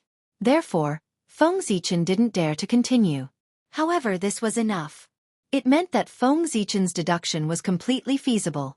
In the future, as long as he continued to improve the power of the great Tao furnace, he could continue to imprint the imprints of the demon gods on it. And if he wanted to improve the level of the great Tao furnace, it wouldn't be so troublesome. It was already closely related to the luck of the human clan. As the luck of the human clan increased, its level would naturally increase. Feng Zichen didn't need to worry too much. However, it wasn't appropriate to call it the Great Tao Furnace now. It should be renamed the Human Tao Furnace. The human clan would eventually achieve unprecedented success. They would make all the races of the wilderness respect the human clan and redefine the human Tao. In the wilderness of the human Tao, a superior-grade connate merit numinous treasure contained a chaotic space. It could trace all things back to their origin and transform them into the purest source. That's right, after the clay jar became the human Tao furnace, its ability to refine the essence of all things also improved. It could directly refine all things into the most primitive source without leaving behind a trace of impurities. With this treasure, the human clan's descendants might find it difficult to cultivate to the connate god-fiend Tao, but as long as they were willing to work hard, it wouldn't be difficult to go against the connate Tao. This was the foundation of the human clan's strength. After refining the human Tao furnace, Feng Zichen didn't continue refining other clan artifacts. Instead, he summoned the Swearin Lantern, Yu Chao Hall, and Black Robe to refine these three treasures. The human clan's providence was limited. It couldn't support too many clan artifacts. 5 was the limit of the human clan's providence. Any more and they wouldn't be able to unleash the power that the clan artifacts should have. 9 was the limit. According to Feng Zichen's calculations, even if the human clan's providence was at its peak, it could only refine 9 treasures of providence at most. This was the limit of heaven and earth. It couldn't be reversed by humans. The 3 treasures of the Swearin Lantern were treasures that Feng Zichen had refined in his early years. At that time, his cultivation was far less powerful than it was now. He also didn't have a connate cardinal treasure like the Cauldron of Heaven and Earth. The treasures he refined naturally couldn't fully unleash their potential. Therefore, Feng Zichen refined these 3 treasures again to increase their power so that they could better deal with the future calamity. Just as Feng Zichen was refining in seclusion, Nuwa, who hadn't appeared for many years, moved today. She walked out of the beautiful Nuwa Palace and rushed to the East Sea. Obviously. This was for the matter between Feng Zichen and Ao Shui. Of course, the first person Nuwa wanted to see was not Ao Shui, but the ancestral Graygon. Ao Shui was the ancestral Graygon's granddaughter. If he wanted to marry her, he had to get the ancestral Graygon's consent. Otherwise, even if Ao Shui agreed, this matter didn't count. Only by dealing with the ancestral Graygon could he go find Ao Shui. It's Hou-Yi? What is he doing here? On this day, Feng Zichen, who was in seclusion, suddenly felt that the inescapable net that enveloped the entire human clan seemed to have encountered a terrifying existence. It was trembling violently and he couldn't help but wake up from his seclusion. He released his divine consciousness and saw that it was Hou-Yi. He couldn't help but feel a little surprised. What was he doing here in the human clan? But immediately, Feng Zichen thought of why Hou-Yi was here. Wasn't it for Chang'e? Other than Chang'e, what else in the human clan was worth him coming here personally? However, there was one thing that Feng Zichen was puzzled about. How did Hou-Yi and Chang'e know each other? Ever since he came to the primordial world, many things had changed. Not to mention anything else, just Chang'e's fate had changed a long time ago. She wasn't just an ordinary human cultivator like the legends said. Instead, she was the queen of the human race who was nurtured by the elders of the human race. She grew up in the imperial court. Then, the question came. How did the two of them know each other? Curious, Feng Zichen secretly used the connate 8 trigrams and began to calculate silently. It wasn't difficult to deduce this matter. Soon, Feng Zichen learned the cause and effect, and his gaze became strange. It turned out that when Chang'e went to the East Sea, she happened to meet Hou-Yi, who had come to the East Sea to look for the Ziji state. Perhaps it was because he sensed the power of the same attribute. When Hou-Yi touched Chang'e, the source of the moon in his body suddenly acted up and broke through the seal set by the ancestral Magus, freezing Hou-Yi on the spot. When the kind-hearted Chang'e saw this scene, she immediately wanted to help. Of course. Although Chang'e was kind, she wasn't stupid. She didn't directly help Hou-Yi remove the ice seal. Instead, she suppressed the power of the source of the moon and didn't let it continue to cause damage to Hou-Yi. At the same time, she also secretly contacted the human king Yoyu clan, who was overseeing the 7 planets continent, and asked him to come and help. Chang'e couldn't recognize Hou-Yi, but the Yoyu clan was experienced and knowledgeable. How could they not recognize the top grand Magus of the Magus race? Knowing the relationship between the human emperor and the Magus race, he let Chang'e do her best to save Hou-Yi. With Chang'e's current strength, of course, she couldn't get rid of the source of the moon in Hou-Yi's body. However, with the help of the Yoyu clan, She could calm the source of the moon and stop Hou Yi's injuries from worsening. Not long after, with the help of the two of them, Hou Yi suppressed the source of the moon again. It was also because of this that Hou Yi saw the possibility of recovering from his injuries. Since Chang'e could calm the source of the moon, it shouldn't be difficult for her to get rid of the source of the moon. Therefore, Hou Yi asked Chang'e to lend him a hand. Unfortunately, he was mercilessly rejected by Chang'e. She was the future empress of the human race. How could she be involved with a man from another race?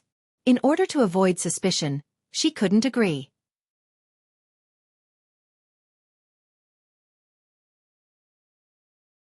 Chapter 447. However, it was not easy for Hou Yi to see the possibility of recovery. How could he give up so easily? If not for Feng Zichen, he would have dared to forcefully abduct her. The witch tribe was not a benevolent tribe. On the contrary, they were very cruel. If not, how could they rule the primordial world? The demons occupied Zhouxing and intercepted the stellar power of the heavenly cycle, causing the living beings of the primordial world to be unable to cultivate with the stellar power of the heavenly cycle. They formed a huge karma with the living beings of the world, causing boundless negative karma. What about the Magi? They did not occupy the sacred mountain of the primordial world, nor did they destroy the primordial world. However, they could attract negative karma that was no less than that of the demons. It could be seen how cruel they were. This was all negative karma that they had killed. The Magi had dominated the primordial world for so many years. Countless living beings had died in their hands. One had to know that. The Magi were famous for their brutality in the primordial world. This was not made up by outsiders. They had killed themselves. As a giant of the Magi, Hou Yi was obviously not to be trifled with. The negative karma on him was definitely shocking. If not for the fact that he had obtained great fame from shooting the sun, his previous reputation would definitely make people change their expressions. In the primordial world, the Magi were the law, the Tao, and the only truth. Those who did not agree with this either lived in seclusion or became food for the Magi. The tyranny of the Magi could be seen from this. A mere Chang'e actually dared to disobey his orders. This was unimaginable in the past. Unfortunately, Hou Yi could not do anything to Chang'e. Although he did not know the identity of the woman in front of him, she clearly had a high status in the human race to be able to make the king of the human race personally accompany her. If he touched her, Feng Zichen would definitely find trouble with him. At that time, Chang'e's identity had not been confirmed by Nuwa, so she naturally could not call herself the queen of the human race. Therefore, although her status was high, she could not tell outsiders her exact identity. It was normal for Hou Yi not to know her identity. However, the Magi and humans had been friends for many years, and there were even marriages between them. Chang'e could not refuse Hou Yi's request. She could only helplessly promise that when her cultivation level improved, she would remove the source of the moon for Hou Yi. Just like that, 10,000 years passed. And during these 10,000 years, Hou Yi had been influenced by the extreme red embroidered ball of the great Yin origins. It could be said that he had been thinking about Chang'e day and night. Unknowingly, he had fallen into a love tribulation, and his feelings for her were deeply rooted. This was not a big deal, but Feng Zichen was going to get married. Naturally, he had to inform the shaman tribe. When Hou Yi got the news, his love tribulation exploded on the spot. His mind was blinded and he rushed to the human clan angrily. He wanted to see Chang'e. Unfortunately, Chang'e's heart was completely tied to Feng Zichen, and she had long forgotten about Hou Yi, whom she had only met once. From the moment the human Tao intervened, Di Jun's perfect plan completely went awry. While Feng Zichen was deep in thought, Hou Yi had already arrived at the heart of the human race. He was about to force his way into the human Tao imperial court to find Chang'e. Grand Shaman Hou Yi, what is the meaning of this? Outside the human Tao imperial court, the two human kings, Dading and Youyu, who had already rushed back to the human clan, saw Hou Yi coming over aggressively. They came out together and blocked him. Hou Yi's name could be said to have resounded throughout the primordial world ever since he shot down the sun. The two of them knew that even if they joined forces, they would not be Hou Yi's match. Therefore, after the two of them came out, they did not attack Hou Yi directly. Instead, they greeted him politely. The strong preyed on the weak. This was a truth that had never changed since time immemorial.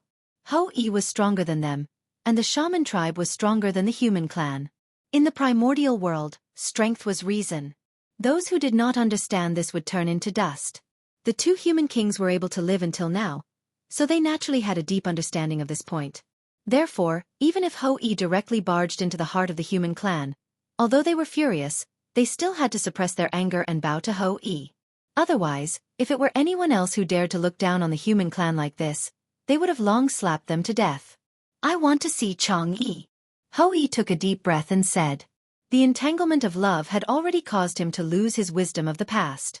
Otherwise, as long as he was not stupid, he would know that these words should not have been said. What did you say? As soon as these words were said, the expressions of the Dating clan and the Youyu clan changed drastically. Even the elders hiding in the imperial court had extremely ugly expressions when they heard this. Right before the human emperor's wedding, he wanted to see his fiancée. What was he trying to do? Did he really think that the human clan was made of mud? This was not the way to humiliate others. No matter how good his temper was, he could not stand this. If this matter were to spread, the human clan would really have no face to establish themselves in the primordial world. They might as well die. Without dignity, how could they cultivate the Tao? This joke is not funny. Looking at Hou-Yi, the Youyu clan forced a smile and said awkwardly. Until now, he still couldn't believe that those words had come from Hou-Yi's mouth. Was he crazy? One had to know that. The human emperor Feng Zichen was a shaman. In the shaman tribe, he was second only to the 12 ancestral shamans. No matter how powerful Hou-Yi was, he could not compare to him. If news of Hou-Yi humiliating Feng Zichen spread back to the shaman tribe, the ancestral shamans would be the first to not let him off. Offending one's superiors was a huge taboo. I'm not joking. I don't want to make things difficult for the human clan. Hand over Chang'e and I'll leave. The more hatred Di Jun had in his heart, the greater Hou-Yi's tribulation. From this, it could be seen how deep Hou-Yi's tribulation was. He had already sunk into it and only had Chang'e in his heart. He could not care too much. It seems that Grand Shaman Hou-Yi is determined to go against the human clan today. At this point, there was no need to say anything else. They could only fight. Either they used Hou-Yi's blood to wash away the humiliation the human clan received, or they used their own blood to defend the dignity of the human clan. Buzz! A crimson halberd appeared in the Dating clan's hand. It was surrounded by a bloody light and released a shocking murderous aura. The Crimson Blood Halberd. The halberd was called the Crimson Blood Halberd. It was a middle-grade connate spiritual treasure made of connate divine iron and the blood of the Chaos Fiend god. It had shocking destructive power and could destroy one's body and primordial spirit. It was a top murderous weapon in the Eldritch world. The bloody light that surrounded it was formed by the blood of the Chaos Fiend god. The Dating clan was also a person with amazing luck. He obtained the Crimson Blood Halberd by chance. He relied on the halberd to make a name for himself in the east of the Eldritch world. Whoosh! The sound of a long sword being unsheathed was heard. A long sword appeared in the Youyu clan's hand. It was the Seven Luminaries' sword. It was also a middle-grade connate spiritual treasure. The Youyu clan had been in charge of the Seven Luminaries state for many years and had a connection with the Seven Luminaries. One day, a divine sword fell from the sky in front of him. It was the Seven Luminaries' sword. When the sword was swung, it could mobilize the power of the Seven Luminaries and the 5 elements. It was very powerful. Without saying a word, the two of them immediately used their strongest divine powers and attacked Hou-Yi. Facing an expert like Hou-Yi who shocked the Eldritch world, if they did not attack first, they would not have the chance to attack. Sigh! Why bother? Seeing the two of them attacking, even Hou-Yi could not help but be cautious. Things were different now. If he was in peak condition, it would be easy to deal with the two of them. But now, he was suffering from a chronic illness and could not use even a fraction of his strength. It would not be so easy to win. Boom, boom, boom. Daluo Jinxian's battle was naturally extraordinary. The surrounding void instantly shattered, and the laws of heaven and earth appeared one after another, releasing a destructive aura. It was as if the world was about to be destroyed. Fortunately, this place was close to the human Tao Imperial Court. With this supreme treasure, although the three of them caused a big commotion, it did not affect the surrounding clansmen. This Hou-yi is really presumptuous. Feng Zichen, who came back to his senses, saw this scene and was furious. If Chang'e did not agree to marry him, Hou-yi could see her however he wanted. He could even let the two of them be together. It was just a strange woman. If the two of them were in love, so what if he let them be together? It might even become a good story. However, Hou-yi knew that Chang'e was his fiancée, yet he still dared to barge into the human race so arrogantly. He was simply looking down on him and the human race. If he was not taught a lesson this time, he would lose face as Feng Zichen, the dignity of the human race, and the dignity of the primordial world. This matter could not be settled peacefully. Human Dao Imperial Court. Suppress. With a thought, Feng Zichen directly activated the supreme treasure, the Human Dao Imperial Court. Rumble. Thousands of beasts galloped, and thousands of rays of light shone. Billions of connate Dao patterns hung down like a river flowing backward, sweeping toward Hou-yi. No. Hou-yi, who was fighting with the Youyu and dating clansmen, suddenly felt a huge pressure. He only had time to scream before he was suppressed by the Human Dao Imperial Court. This was the first time the connate supreme treasure, the Human Dao Imperial Court, showed its power to the world. As soon as it was born, it suppressed Hou-yi, who was known as the strongest among Daluo Jingxian. Roar! Open for me! Under the Human Dao Imperial Court, Hou-yi was unwilling to be suppressed like this. Ignoring his injuries, he forcefully revealed his true form of a grand shaman and waved his arms, wanting to overturn the Human Dao Imperial Court. However, the Human Dao Imperial Court shook slightly, and all time and space froze. Hou-yi was fixed there on the spot, unable to move at all. With the chaos bead as its core and the power of faith as its form, the Human Dao Imperial Court was a true supreme treasure of the human race with boundless power. Not to mention that Hou-yi was injured. Even if he was at his peak, he could easily suppress him. This was the terrifying thing about connate supreme treasures. They were comparable to saints. Guards! Bring my message to the Dijiang tribe and ask for an audience with the Dijiang ancestral shaman. Ask him to give me an explanation. In the Human Emperor Palace, Feng Zichen said coldly. Hou-yi was the strongest grand shaman of the Dijiang tribe. His arrows could ignore space and hit anywhere he wanted. It was an amazing use of the Tao of space. Even the current Feng Zichen could not compare with him in terms of comprehension of the space Tao. This was the talent of the Dijiang tribe. Outsiders could not be envious. Teacher, don't be angry. I'll invite the ancestral shaman over right away. As soon as Feng Zichen finished speaking, a sorcerer from the sorcerer tribe, who was traveling among the human tribe, shouted loudly before the human tribe could reply. As the shaman shouted, he rushed into the void without looking back. He was afraid that if he was a step late, Hou-yi would be killed by the humans. In recent years, the relationship between the humans and shamans had become closer. Many shamans would come to the human race to travel and see the new creation. Therefore, it was not strange that there were shamans in the human race. There were even some shaman tribes near the human race. Of course, there were also many humans who learned from the shaman tribe. Although the Tao of God fiends originated from the human race, it was more suitable for the shaman tribe. This Tao had flourished in their hands. Their powerful talent allowed them to create all kinds of incredible techniques and abilities. Naturally, they attracted many humans to learn from them. When the shaman saw Hou-yi come to the human race aggressively, he knew that things were bad. When he heard Hou-yi speak, his face changed greatly. He wished he could immediately go forward and seal his mouth. Unfortunately, his cultivation was only half a step away from Daluo Jingxian. He could not intervene in the conversation between the three. What happened after that? He could not change anything. He could only watch as Hou-yi was suppressed. Now, Feng Zichen wanted Dijiang to give him an explanation. The shaman was afraid of wasting time, so he took the initiative to accept the task and hurried to invite the ancestral shaman of Dijiang. Compared to the human race, it was easier for the shaman tribe to ask for the ancestral shaman. Humph! The shaman left directly. Feng Zichen did not say anything. He snorted and asked the people below to comfort the people. Then he left. You are Chang'e.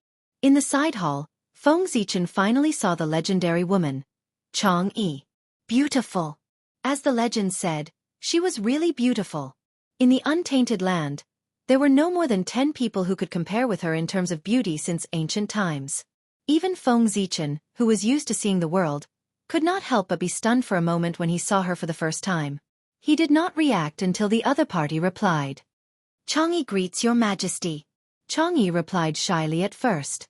Then, as if she remembered something, she explained to Feng Zichen in a panic, "I only met Hou-Yi once. I've only met Hou-Yi once. I don't know why he's looking for me." Today's matter was caused by her. If Feng Zichen misunderstood her relationship with Hou-Yi, it would be troublesome. "I already know the reason for this matter. It really has nothing to do with you. This is because Hou-Yi was schemed against, causing his true spirit to be ignorant and fall into the love tribulation. You were just implicated. Even if you were not involved, there would be someone else." Waving his hand, Feng Zichen briefly explained the matter to Chang'e. Nuwa had set her eyes on Chang'e. As long as she was still a human, this marriage could not be cancelled. Then, there was no need to create estrangement because of a small matter. "Then why did your majesty?" Hearing this, Chang'e asked hesitantly. Although she did not say it out loud, Feng Zichen understood what she wanted to ask. It was nothing more than knowing that there was a problem with Hou-Yi. Why did he still make things difficult for the witch tribe? Ha ha! I don't care why he is so presumptuous today. If I don't teach him a lesson, he won't be able to raise his head in the untainted land in the future. With a smile, Feng Zichen said. Face was still very important in the untainted land. All right, it's time for me to leave. After chatting with Chang'e for a while, Feng Zichen got up and left. In the blink of an eye, it was almost the day of Feng Zichen's wedding. On this day, Ao Shui came. Compared to before, she was much more haggard. The two of them met again and were speechless. Shui, you're here. After a long time, Feng Zichen broke the silence. Yes. I heard that you're getting married, so I came over to take a look. Nodding, Ao Shui said expressionlessly. Hearing this, Feng Zichen's heart ached. He opened his mouth and wanted to explain, but he didn't know how to say it. You don't have to explain. Master has already told me the reason for this matter. After a moment, Ao Shui said. Master? Feng Zichen was a little puzzled. When did Ao Shui have a master? But immediately, he understood that this master was probably referring to Nuwa. He didn't know how Nuwa talked to the ancestral dragon, but Ao Shui became his disciple. His only disciple. This is... Feng Zichen was about to say something when he suddenly saw a strange red light flash across Ao Shui's body. Then, his limbs became weak and he couldn't move. You're mine. Ao Shui walked to Feng Zichen's side, took off his clothes, and rolled onto the bed with him. Pure ignorance. After that, Ao Shui put on her clothes and said to Feng Zichen, who was still weak, I'll wait for you at the palace of Empress Hua. I'll wait for you to fulfill your previous promise. After saying that, Ao Shui turned around and left. Promise? After being stunned for a moment, Feng Zichen understood. Previously, he had promised Ao Shui that after the Lich and Demon calamity, he would officially propose marriage to the ancestral dragon and marry Ao Shui. Ao Shui had always remembered this matter in her heart.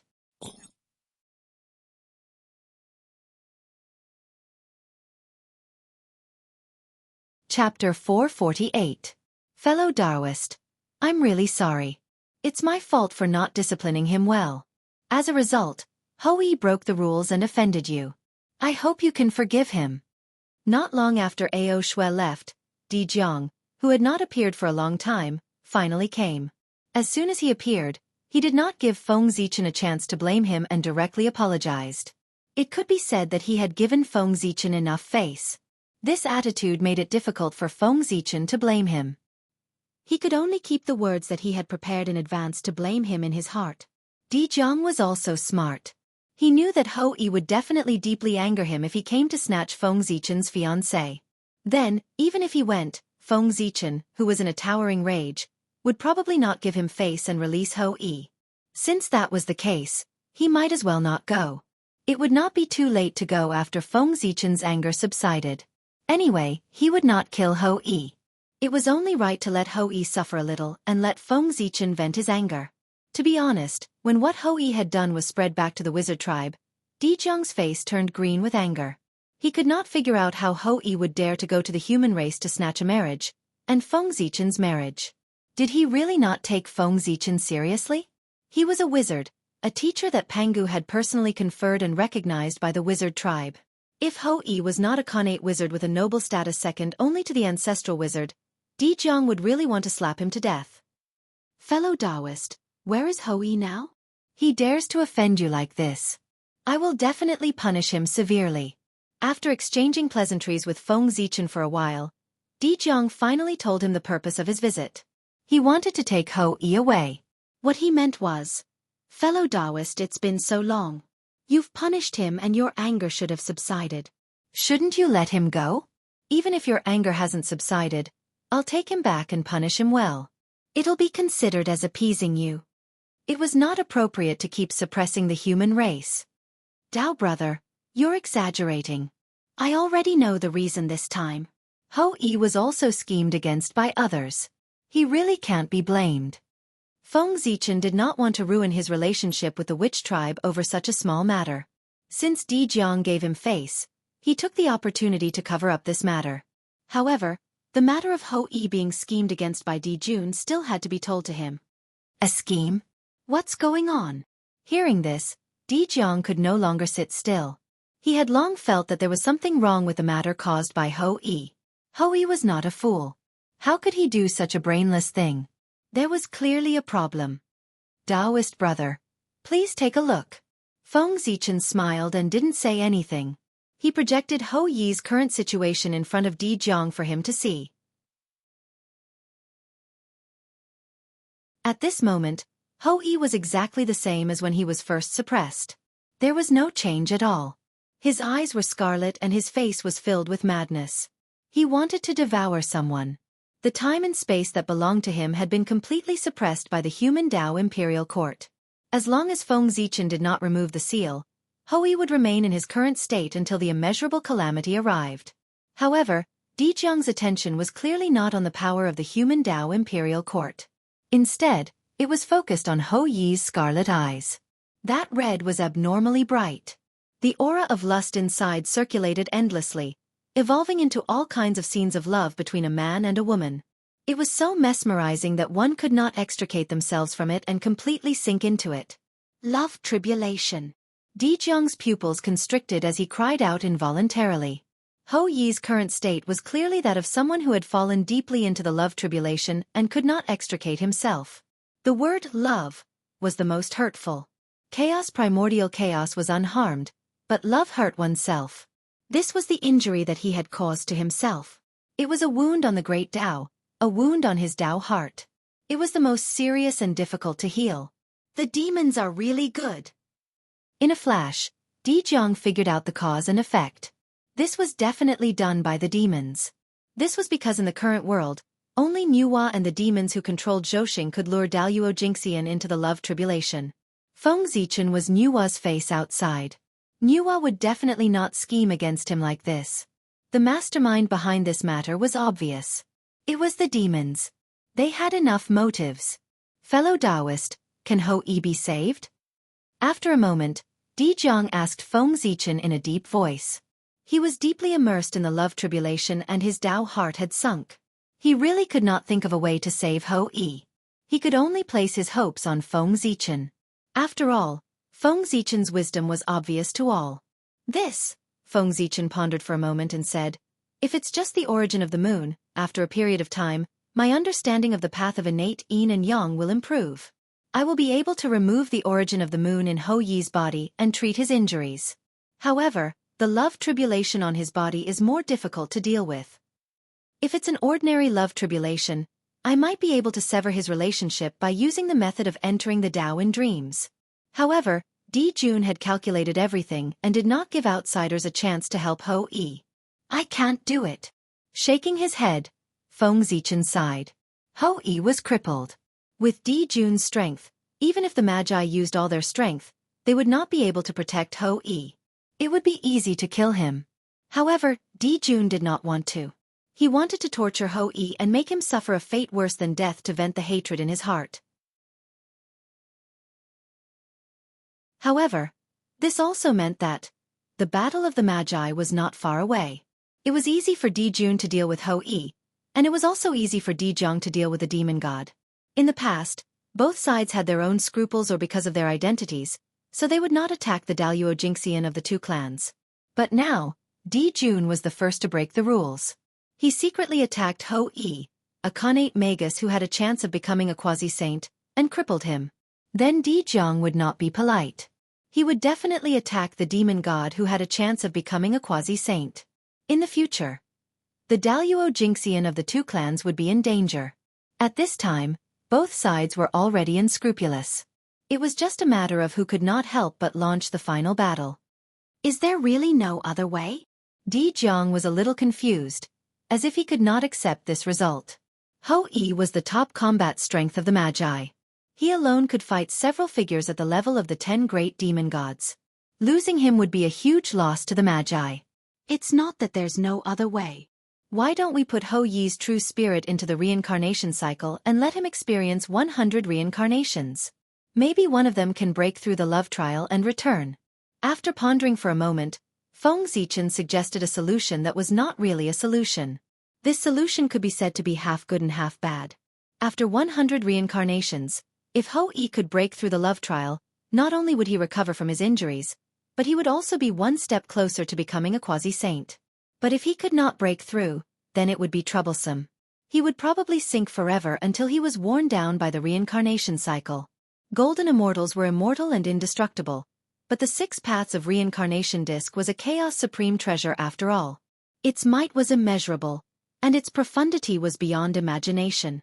Perhaps it could really wear down a golden immortal. After all, the essence of the chaos treasure had far surpassed that of a saint. No one knew what it would be like when it was fully unleashed. Let's do as you said and put Hou Yi's true spirit into the reincarnation cycle. After thinking, Di Jiang made up his mind. Hou Yi's appearance would be like sending himself to death if he participated in the battle between the Magi and the demons. It would be better to send him into the reincarnation cycle. No matter how bad it was, it couldn't be that bad. There's no time to lose. I'll bring Hou Yi to Huta now. Di Jiang was also impatient. As soon as he made up his mind, he was about to take action. He reached out his hand and grabbed Hou Yi of the Human Dao Imperial Court. Rumble! The space-time sealed by the Human Dao Imperial Court shattered under Di Jiang's huge hand. Hou Yi was caught in his hand just like that. Seeing this scene, Feng Zichen's pupils couldn't help but shrink. He was even more shocked by Di Jiang's strength. Even if the Human Dao Imperial Court had not fully recovered, it was still a Khanate treasure. Under its suppression, even a quasi-saint would not be able to escape easily. But Di Jiang had rescued Hou Yi with just a slight shake, which was enough to show its strength. A casual attack could severely injure a quasi-saint. Half-origin. A proper half-step primordial chaos expert. Di Jiang's current strength was definitely not inferior to Di Jun's. It was the legendary half-origin realm and was not far from achieving the Dao. And all of this. It was all brought about by the Dao of gods and demons. According to the normal course of history, although Di Jiang was strong, he was only at the peak of the quasi-saint realm. He was far from being as strong as he was now. This made Feng Zichen very excited. The more he changed, the more changes there would be in the future of the primitive world. Anyone could seize the opportunity to transcend and not be manipulated by the heavenly Dao. Fellow Daoist, I can't attend your wedding. This is a congratulatory gift from the 12 ancestral shamans. I'll give it to you in advance. After rescuing Hou Yi, Di Jiang took out a jade box and handed it to Feng Zichen. Then he left. Hou Yi. Whether this is a calamity or a fortuitous opportunity, it all depends on your own fortune. Looking in the direction Di Jiang left, Feng Zichen was a little silent. With Di Jiang gone, there would be no Wu Gang in the future. He didn't know if it was a blessing or a curse for Hou Yi. The wizard tribe has dominated the primitive world for many years. It can be said that they are very rich. The gift they sent must be extraordinary. At this time, Feng Zichen had time to look at the gift from the 12 ancestral shamans. In terms of wealth, Ancestor Hongjun deserved to be the first in the primitive world. The second was between the wizard tribe and the demon tribe. In the primitive world, there were endless fortunes and countless natural treasures. No one would believe that the wizard tribe was poor. Hey! It's the natural Taoist jade. The wizard tribe is really rich. It's just a gift box, but it's made with a whole piece of natural Taoist jade. How extravagant! The natural Taoist jade was a special jade formed by the natural Taoist connotation. It contained the mystery of the great way of heaven and earth. It could help people understand the heaven and earth. It could also be branded with the Taoist connotation of the heaven and earth. It could even be refined into an acquired supreme treasure. The value of this item was no less than a congenital magic treasure. It could even be said that it was no less than an ordinary congenital spirit treasure. Its preciousness could be imagined. The jade box in Feng Zichen's hand was made with a large piece of natural Taoist jade. It could be refined into a good acquired supreme treasure. If it was stored in the chaos bead for a few hours, it might become a congenital spirit treasure. However, it was precisely this sort of treasure that was used as a storage container. Thus, the treasures inside must be even more precious.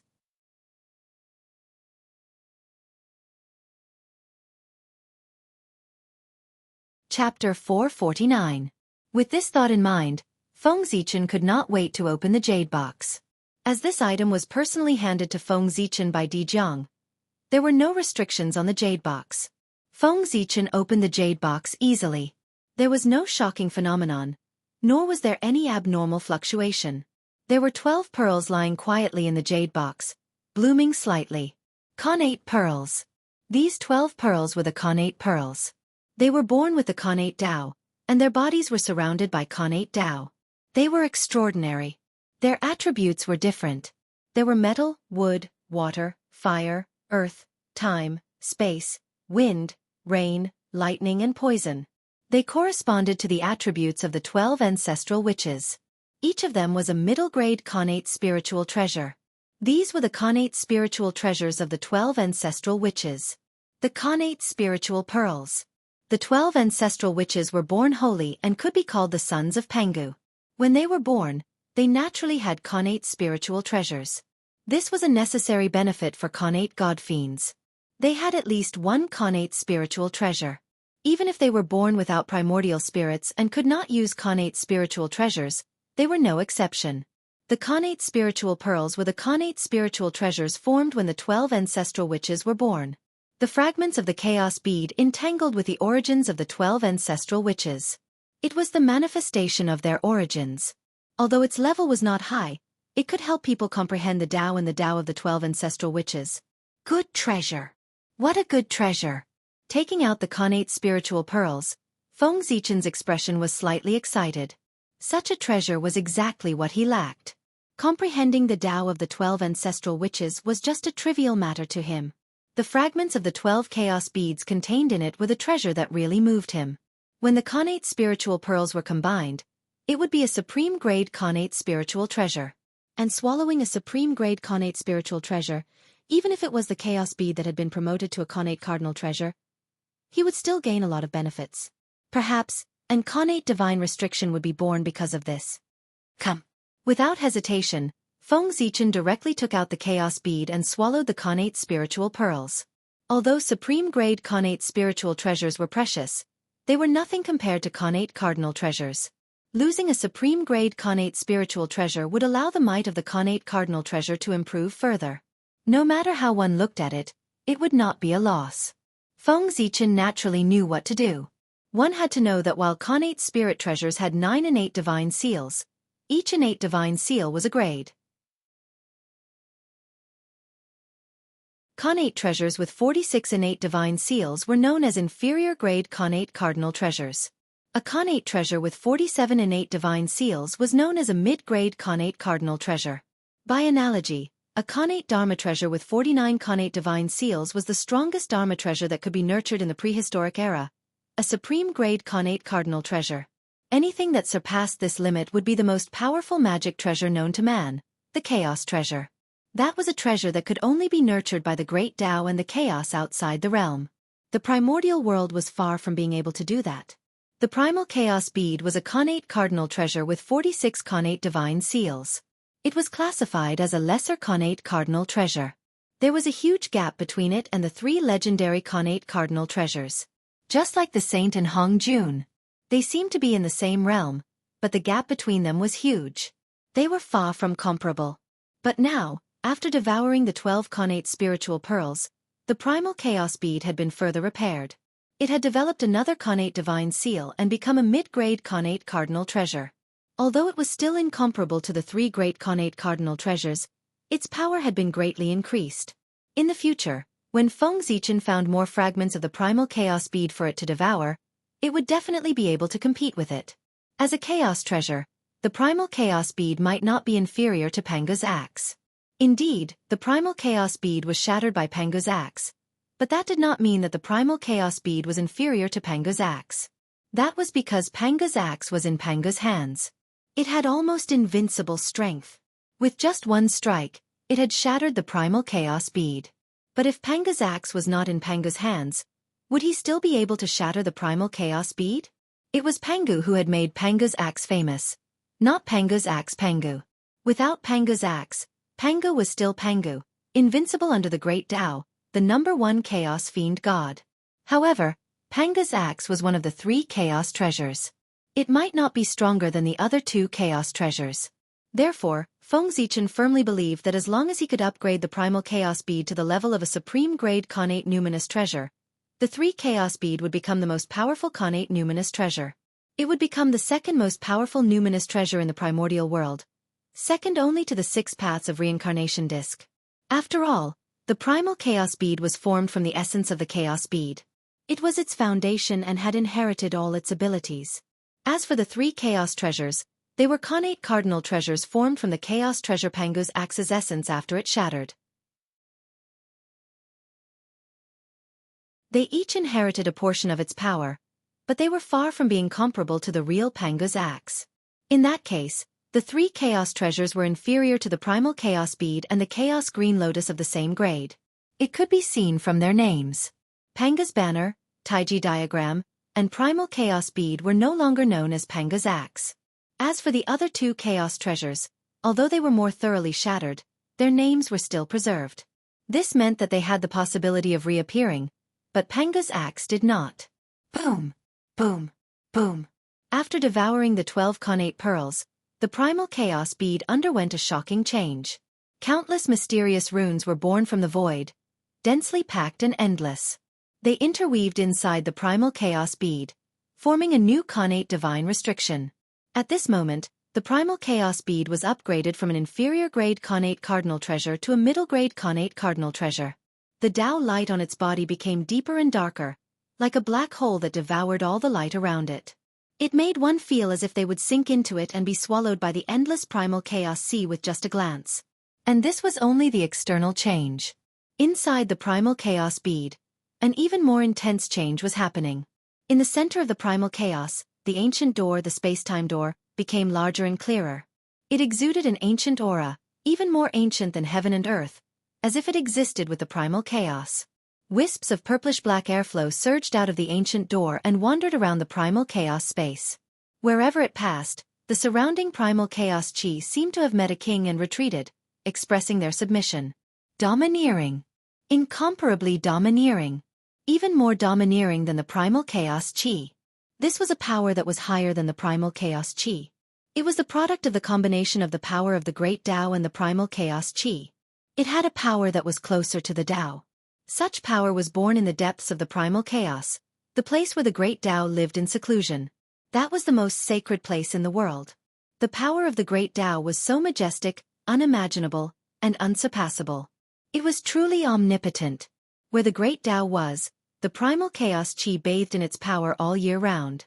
Of course, it would undergo a shocking change and become the power that was closest to the Tao. After the primal chaos bead was upgraded, the ancient door of primal chaos also rose in power. Its power was greatly increased, and it actually opened a passage that led to the depths of the primal chaos bead, stealing the power of the great Tao from there. Although it was only a trace, and it was not the purest power of the great Tao, it was still an extremely incredible thing. That was the power of the great Tao. Even if it was only a trace, it could still bring great benefits to people. Moreover, the power of the great Tao stolen by the door of primal chaos was more than a trace. It could only steal a trace at a time, but it was stealing this power all the time. In the long run, It would definitely be able to steal a lot of power of the great Tao for Feng Zichen. Regardless of whether it was used for cultivation or refining treasures, this energy was extremely valuable. In fact, if there was enough of this power, it might even be able to refine the Hongmeng purple gas or the origin of the great Tao. Of course, this required a lot of power. With the current speed of the door of primal chaos, it would not be enough even if it accumulated for hundreds of millions of years. However, the speed of the door of primal chaos stealing this power naturally would not remain unchanged. With the upgrade of the primal chaos bead, its power would definitely increase further. At that time, it would steal even more power of the great Tao. Perhaps, the power of the great Tao that it stole would be even purer and more advanced. It would not be like now, where other than a small part of the power of the great Tao, there was also a large amount of primal chaos chi mixed in. Good. With this power, my foundation will definitely be greatly improved. After putting away the primal chaos bead, Feng Zichen still could not hide the excitement in his heart. Such an unforeseen event was something that he had not expected. His original intention was only to increase the power of the primal chaos bead, so that he could better deal with the great calamity that would soon come. However, the outcome brought him a huge surprise. Feng Zichen did not need this item to increase his power. He was the great Taoist priest. As long as he cultivated step by step, he would be able to advance to the primordial chaos Daluo Jingxian at the fastest speed. However, he could use this power to refine treasures and innate spirit treasures. The great Tao was omnipotent, so his power was naturally omnipotent. This power was higher than the primal chaos chi and contained the mighty power of the great Tao. It had an incredible ability. If there were enough of it, it could even create things out of thin air and directly evolve into innate spirit treasures. Even if there were not enough of it, it could be supplemented by innate divine materials to refine innate spirit treasures. Innate divine materials were of the same origin as innate spirit treasures. Logically speaking, they should be able to refine innate spirit treasures. However, innate spirit treasures that were refined after birth had an additional trace of craftsmanship. It was far from being as natural as those that were born from the creation of heaven and earth. Just this trace of craftsmanship could distinguish between innate and innate spirit treasures. However, the mighty power of the great Tao could eliminate this trace of craftsmanship, making the Dharma treasures refined by humans no different from the Dharma treasures that were born from the creation of heaven and earth. With this, one could refine innate spirit treasures. Go! After thinking for a while, Feng Zichen threw the jade box made of innate Tao jade into the chaos bead, allowing it to absorb the mighty power of the great Tao to its heart's content. Although the mighty power of the great Tao was powerful, the mighty power of the great Tao that he obtained was obviously not pure. It still had some ability, so he had to test it out personally. He threw the jade box in because he wanted to see what stage the mighty power of the great Tao in the chaos bead could raise it to. If it was an innate spirit treasure, this power was worth paying attention to. If it was only an innate spirit treasure, then this power would be of little use. It was better to save it up. When there were more of it, he would calculate it. After doing all this, Feng Zichen put on the wedding robe that Niuhua had carefully prepared for him and strode out. After delaying for so long, the day of the wedding was right in front of him. It was time for him to go out and meet the guests. The auspicious time has arrived. Bow! In the ancestral temple of the human race, the ritual officer calculated the time and shouted loudly. Then, Feng Zichen and Chang'e bowed according to the instructions. First, they bowed respectfully to the heavens and earth to show the kindness of the heavens and earth. Then, they bowed to Niuhua to thank Niuhua for her kindness of creating the human race. Finally, the two of them bowed to each other to show mutual respect. After the ceremony, the human path manifested. Golden clouds filled the world, turning into a bright golden glow that draped over the two of them, making them look exceptionally noble. This was the protection of the human path. From then on, the two of them were invincible. After the human path manifested a miracle, the heavenly path manifested as well. Above the sky, auspicious clouds gathered, auspicious chi fell, and boundless golden light appeared. That was the black-yellow merit. After the two of them finished the ceremony, it was a sign that they were married. The Xianhuang merit points naturally descended. Rumble! Vast amounts of merit fell from the 9 heavens. Although it was less than 1,000th of a sage's Tao, it could not be underestimated. With a whistling sound, it poured into the two of them. Feng Zichen was fine. He was powerful and not a quasi-sage, but he was better than a quasi-sage. The chi of merit that entered his body was completely inadequate and of little help to him. With a thought, Xiao Chen put away the chi of virtue, saving it for his own use. But Chang'e was different. Her cultivation in her previous life had been sealed by someone. Now, she had just entered the Tai Jingxian realm. When the chi of merit entered her body, before she could react, it all turned into cultivation and began to improve her realm. In an instant, Chang'e's realm began to soar rapidly. Middle Tai Jingxian, late Tai Jingxian. In a few breaths, she had improved to the perfected Tai Jingxian realm, and it was still improving rapidly. Boom! Finally, with a loud boom, Chang'e seemed to have broken some kind of boundary. She transcended from the river of destiny and came to the river of time and space. At this moment, she had become Daluo Jingxian. The merit of marriage directly raised Chang'e's realm from Tai Jingxian to Daluo Jingxian, becoming an expert of the primitive world in one fell swoop. Fortunately, although Chang'e's true spirit had been sealed, her essence would not change. She was still in the quasi-sage realm, a supreme expert who had begun to transcend the river of time and space. Now that she had become Daluo Jingxian again, it was just recovering her cultivation. It would not cause any damage to her foundation, nor would there be any drawbacks. It would not affect her combat strength. Directly using merit to improve one's cultivation might have undetectable drawbacks. But using merit to recover one's cultivation was completely harmless. If the human body was compared to a cup, increasing one's realm meant increasing the capacity of the cup to accommodate more power. Naturally, one had to be very careful and not make the slightest mistake. And recovering one's cultivation was like pouring water into a cup. One only needed to crazily absorb the energy of heaven and earth. This was much simpler, and there were not so many scruples. Black-yellow merit was a kind of energy of heaven and earth, and it was one of the highest powers.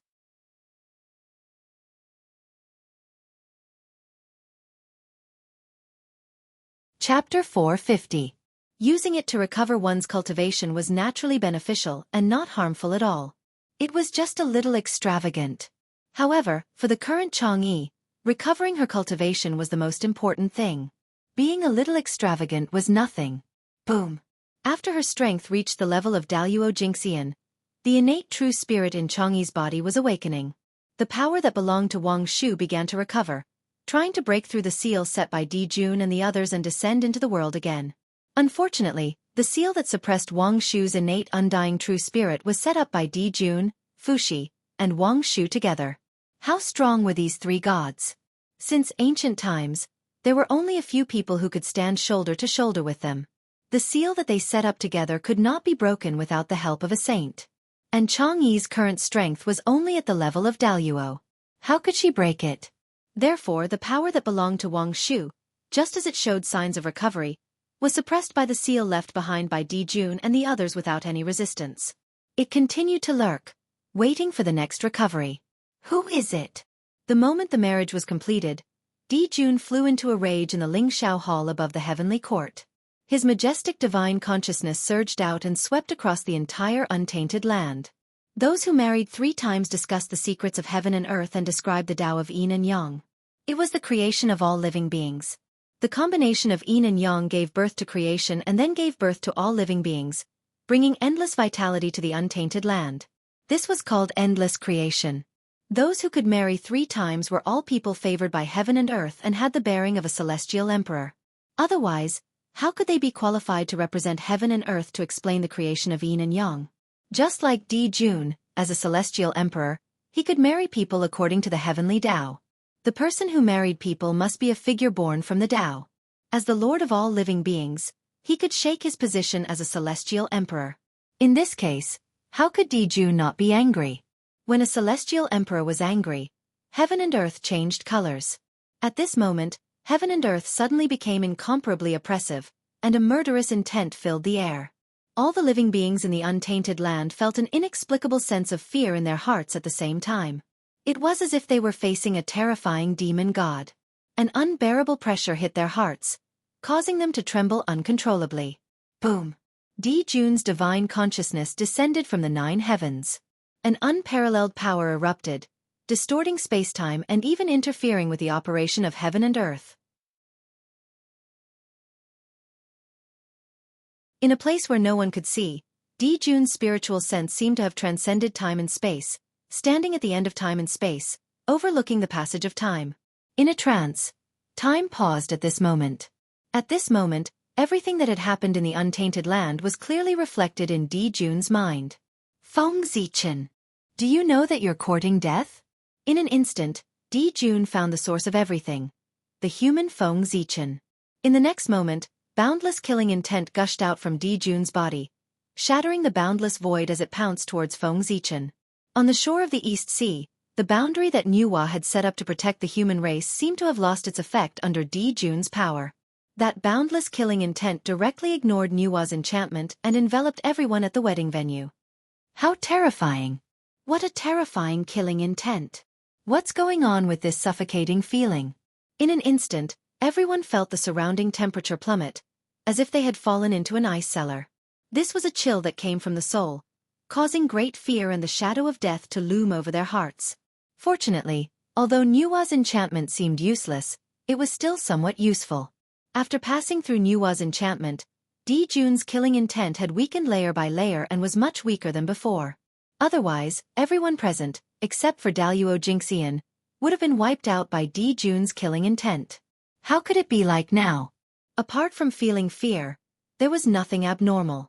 Di Jun was just this powerful. Humph. Sensing the changes in the surroundings, Feng Zichen couldn't help but snort coldly. An invisible force erupted, shaking the void and forming ripples, shattering Di Jun's killing intent. Although Di Jun was strong, it was impossible for him to kill Feng Zichen with just a strand of killing intent.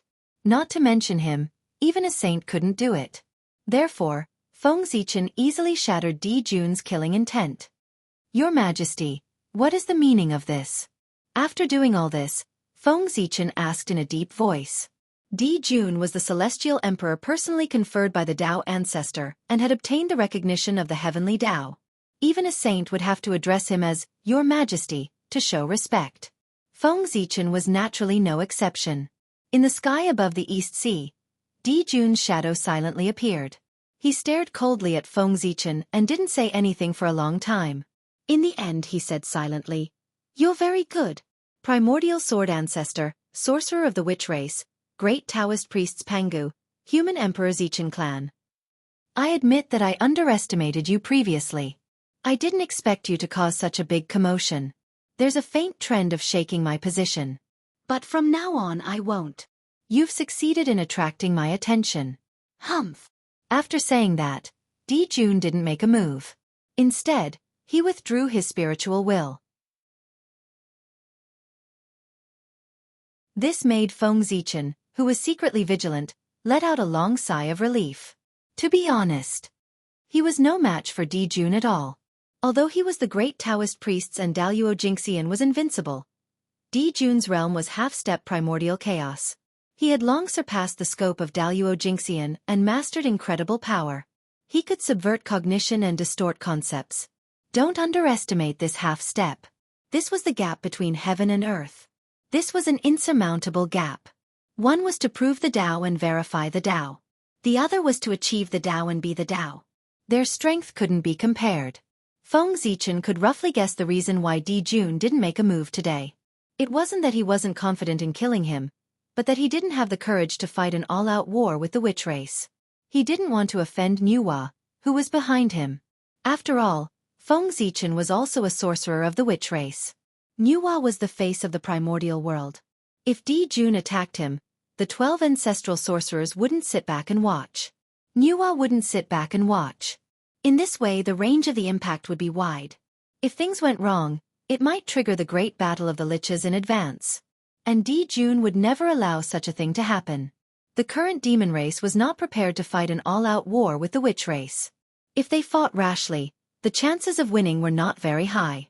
Moreover, even if they could win, the price was not something that the current demon race could bear. Thinking of this, Di Jun retreated and didn't kill Feng Zichen. He didn't kill him today for a better future. When the demon race defeated the witch race, a mere Taoist priest would be nothing. Phew! Di Jun's retreat not only made Feng Zichen heave a sigh of relief, but also made everyone present heave a sigh of relief. It was as if a huge stone hanging in their hearts had finally fallen to the ground. Jun had put too much pressure on them. The feeling of not being in control of life and death was even more unforgettable. Speaking of which, most of the people present had grown up listening to the legend of Jun. They had lived under his majesty since they were young. It was inevitable that they were afraid of him. The celestial emperor is still so terrifying. At this moment, not only the people at the wedding venue, but also the countless living beings in the primordial world once again felt the power of the celestial emperor. After all, Jun's killing intent was earth-shattering. The entire primordial world was alarmed. Countless living beings prostrated themselves under his majesty and trembled. The scene was too terrifying. Who wouldn't be afraid? Ever since the birth of the six saints, the celestial emperor's majesty had been declining day by day. As a result, many people of the new generation did not take the celestial emperor seriously and thought that in the primordial world, the saints were the most powerful. But today, Jun had used his invincible strength to tell the world that he was not a match for Yi Qingtang. The primordial world was still his world. Even if the saints were in the world, they could not shake his position. Your Majesty is invincible. The heavenly court. The 3 palaces, 6 courtyards, and 72 palaces. As well as Zhouxing and hundreds of millions of small stars. Above them, the demon race living among them suddenly let out the most pious cry after feeling Jun's majesty. Jun was their faith. Although they didn't know why Jun was angry, this didn't stop them from expressing the excitement in their hearts. The moment he made a move, he suppressed the entire primordial world. With such powerful strength, how many people in the world could be a match for him? They were cheering for Jun's strength. Your Majesty is invincible. Your Majesty is invincible. At first, this cry only spread in the heavenly court and the sea of stars. But as the cry spread, it spread wider and wider, and the voice became louder and louder. Gradually, it connected and resounded throughout the entire starry sky. Then, it spread out from the starry sky and resounded in the sky above the primordial world, ringing in the ears of all living beings. Celestial Emperor. In a trance, the image of a majestic emperor seemed to appear in the hearts of all living beings. It was incomparably domineering, incomparably precious, and shook people's hearts. Ancient memories were awakening. The scene of the celestial emperor suppressing the primordial world in the past appeared in the hearts of all living beings again, making them understand. This primordial world was still the primordial world. The liches were the true masters of the world. They had always been so and had never changed. Even the appearance of a saint could not change this point. It did not shake their rule. It had to be said that although Jun did not get rid of the trouble of Fengzichen this time, it had really intimidated all living beings in the primordial world. It made them feel the majesty of the heavenly court again, and put away the thoughts that they should not have. Although Jun had left, the atmosphere at the wedding venue could no longer return to the previous cheerful atmosphere. After all, Fengzichen had offended the celestial emperor. For a moment, the hearts of everyone present wavered. Other than the hardcore allies of the human race, many people had the intention to leave. In recent years, the human race had become more and more powerful. Therefore, when Fengzichen got married, other than the allies of the human race, many of the surrounding races also sent people to congratulate him. According to their original intention, they had only come to congratulate him. Who knew that such a huge change would happen at the scene? This was unbearable. If the celestial emperor remembered them and thought that they were allies of the human race, he would destroy them. That would be terrible. Regret. Extreme regret. If they had known that the human emperor and the celestial emperor had a grudge, they would not have come to join in the fun. Their relationship with the human race was not so good that they would live and die together. Everyone. The human race has the protection of the Nuwa. Although the celestial emperor is strong, the empress is not weak either. In the end, he has to care about the empress's face and will not go too far. Seeing everyone's expressions, Fengzichen naturally guessed their thoughts. He could not help but stand up and speak loudly. Yes, yes. Not to mention that the Nuwa is a saint. Even when the demon race was first established, the empress was once the demon emperor and was as respected as his majesty. The celestial emperor will not go too far. Everyone thought about it and felt that it made sense. Otherwise, why would the celestial emperor retreat? Wouldn't it be fine if he just crushed the human emperor to death? With this thought in mind, they put their hearts back into their stomachs and continued to drink and have fun. If Feng Zichen had talked about other saints, everyone might not have been so polite. However, Nuwa was different. Back then, in order to expand the influence of the demon race, Di Jun specially invited Nuwa and Fushi to join the demon race at the beginning of the demon race's establishment. They were known as the 4 emperors of the demon race in history. After that, the heavenly court was established. Fushi was worried that a place like the heavenly court, where karma was entangled, would drag down Nuwa and prevent her from becoming a saint. Therefore, Fushi stepped forward bravely and used his heaven-defying divine ability to attribute all the karma between Nuwa and the demon race to himself. This allowed Nuwa to be able to escape and completely sever her relationship with the demon race so that she could become a saint in peace. However, although Nuwa had left the demon race, she still had a lot of influence on the demon race. In addition, Fushi was still in the demon race. It could be said that Nuwa was still one of the overlords of the demon race and had great power in the demon race. The demon refining gourd was in Nuwa's hands. If you're disobedient, do you want to go in and try? Of course, this was under the premise that it did not involve Di Jun. He still respected Nuwa very much. However, if he touched Di Jun's foundation, not to mention Nuwa, even Fushi would not be able to do it. He would still make a move when he had to. For example, just now, the coast of the East Sea was enveloped by Nuwa's barrier. If Di Jun really cared about Nuwa, how could he brazenly make a move? It could be seen that. For Nuwa's face, it might not be very useful to Di Jun. However, Di Jun knew this, Nuwa knew it, and Feng Zichen also knew it. However, the guests below did not know it. This did not prevent Feng Zichen from fooling them. Feng Zichen was also very helpless. Today was his big day. If the wedding was halfway through and everyone left, then he would lose a lot of face today. Left with no other choice, Feng Zichen could only come up with this plan to make everyone stay. At this moment, even if someone saw through it, they would not leave. That was because there was another meaning in Feng Zichen's words. You don't dare to offend Di Jun, but do you dare to offend Nuwa? Therefore, it was best to stay and attend the wedding in peace. A Khanate god-fiend born from the origin of creation. This Panga Zichen clan is really lucky to be able to find such a woman to marry. How enviable! In the void, streams of ancient spirit wills were colliding and communicating with one another. These were the great magicians of the primordial world. Whether it was the appearance of a human marriage or Di Jun's attack, they were all worthy of their attention. Therefore, after Di Jun stopped, they deliberately cast their gazes and secretly observed the main character of this event. Of course, they were no stranger to Feng Zichen. Changhe, on the other hand, shocked them. This was another Khanate god-fiend that had never appeared before, and it was a Khanate god-fiend born from the origin of creation. How strange!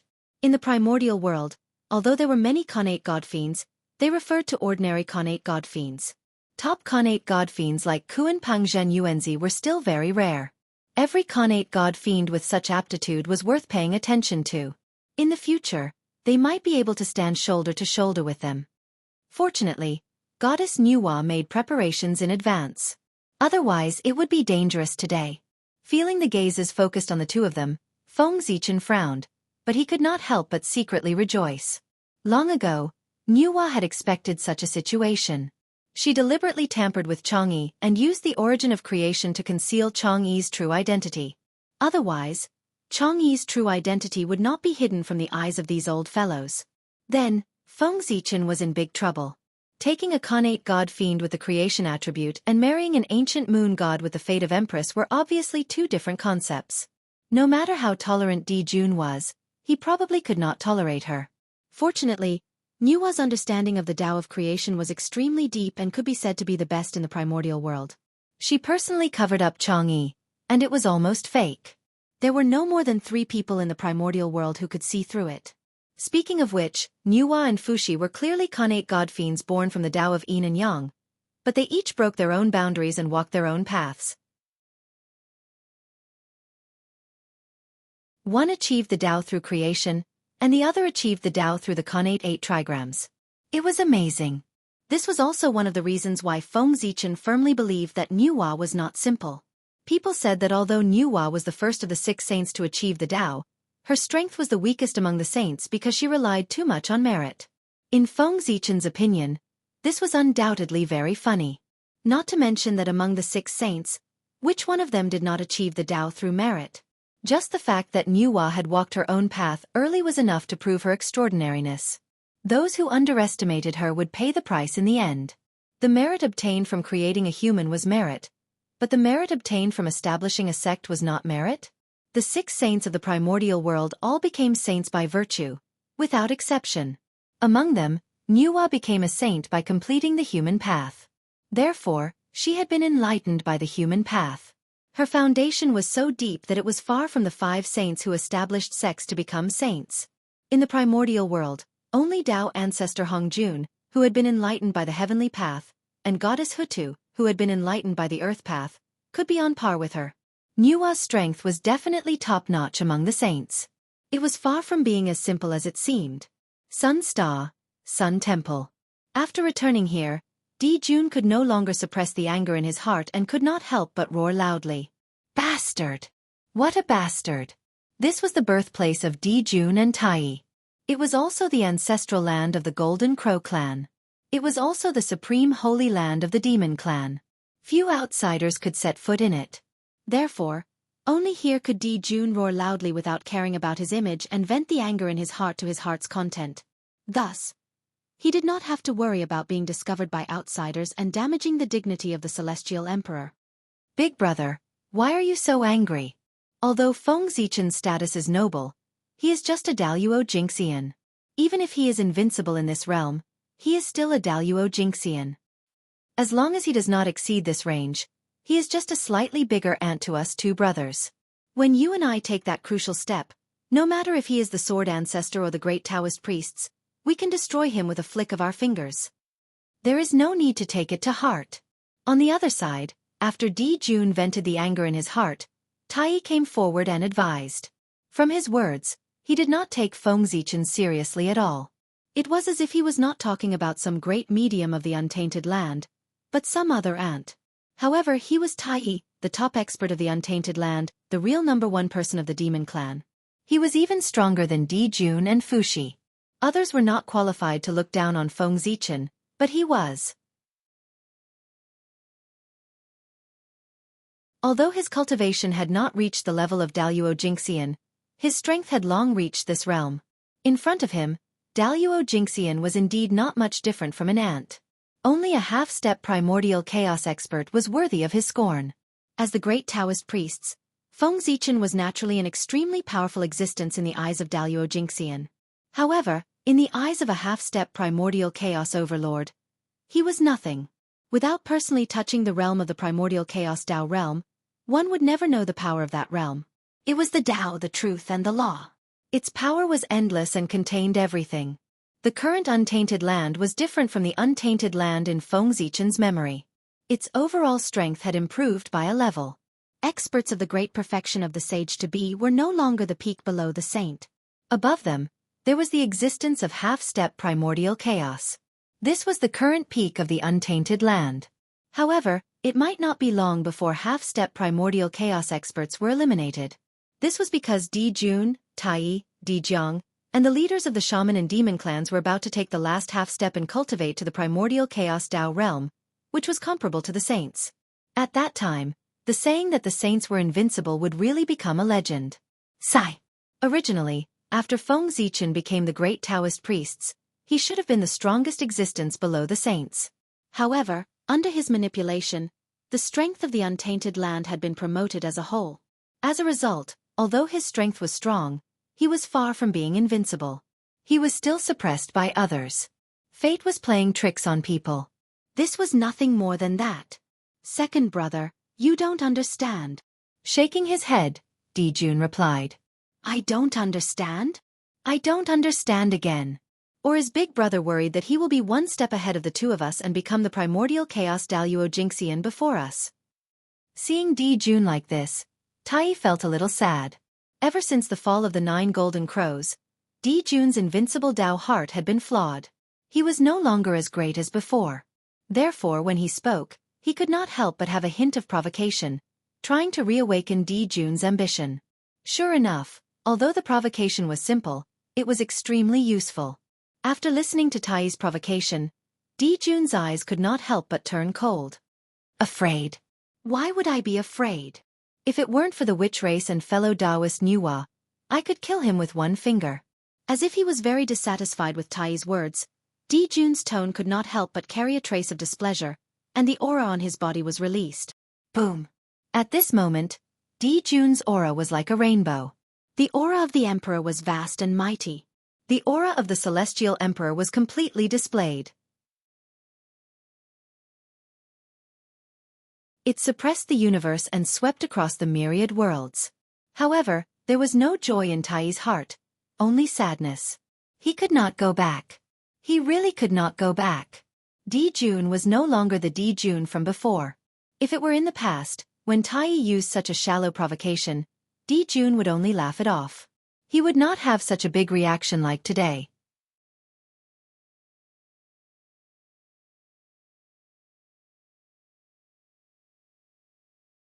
Chapter 451. There was indeed a problem with Jun's Taoist heart. Of course, this was not necessarily a bad thing for Jun.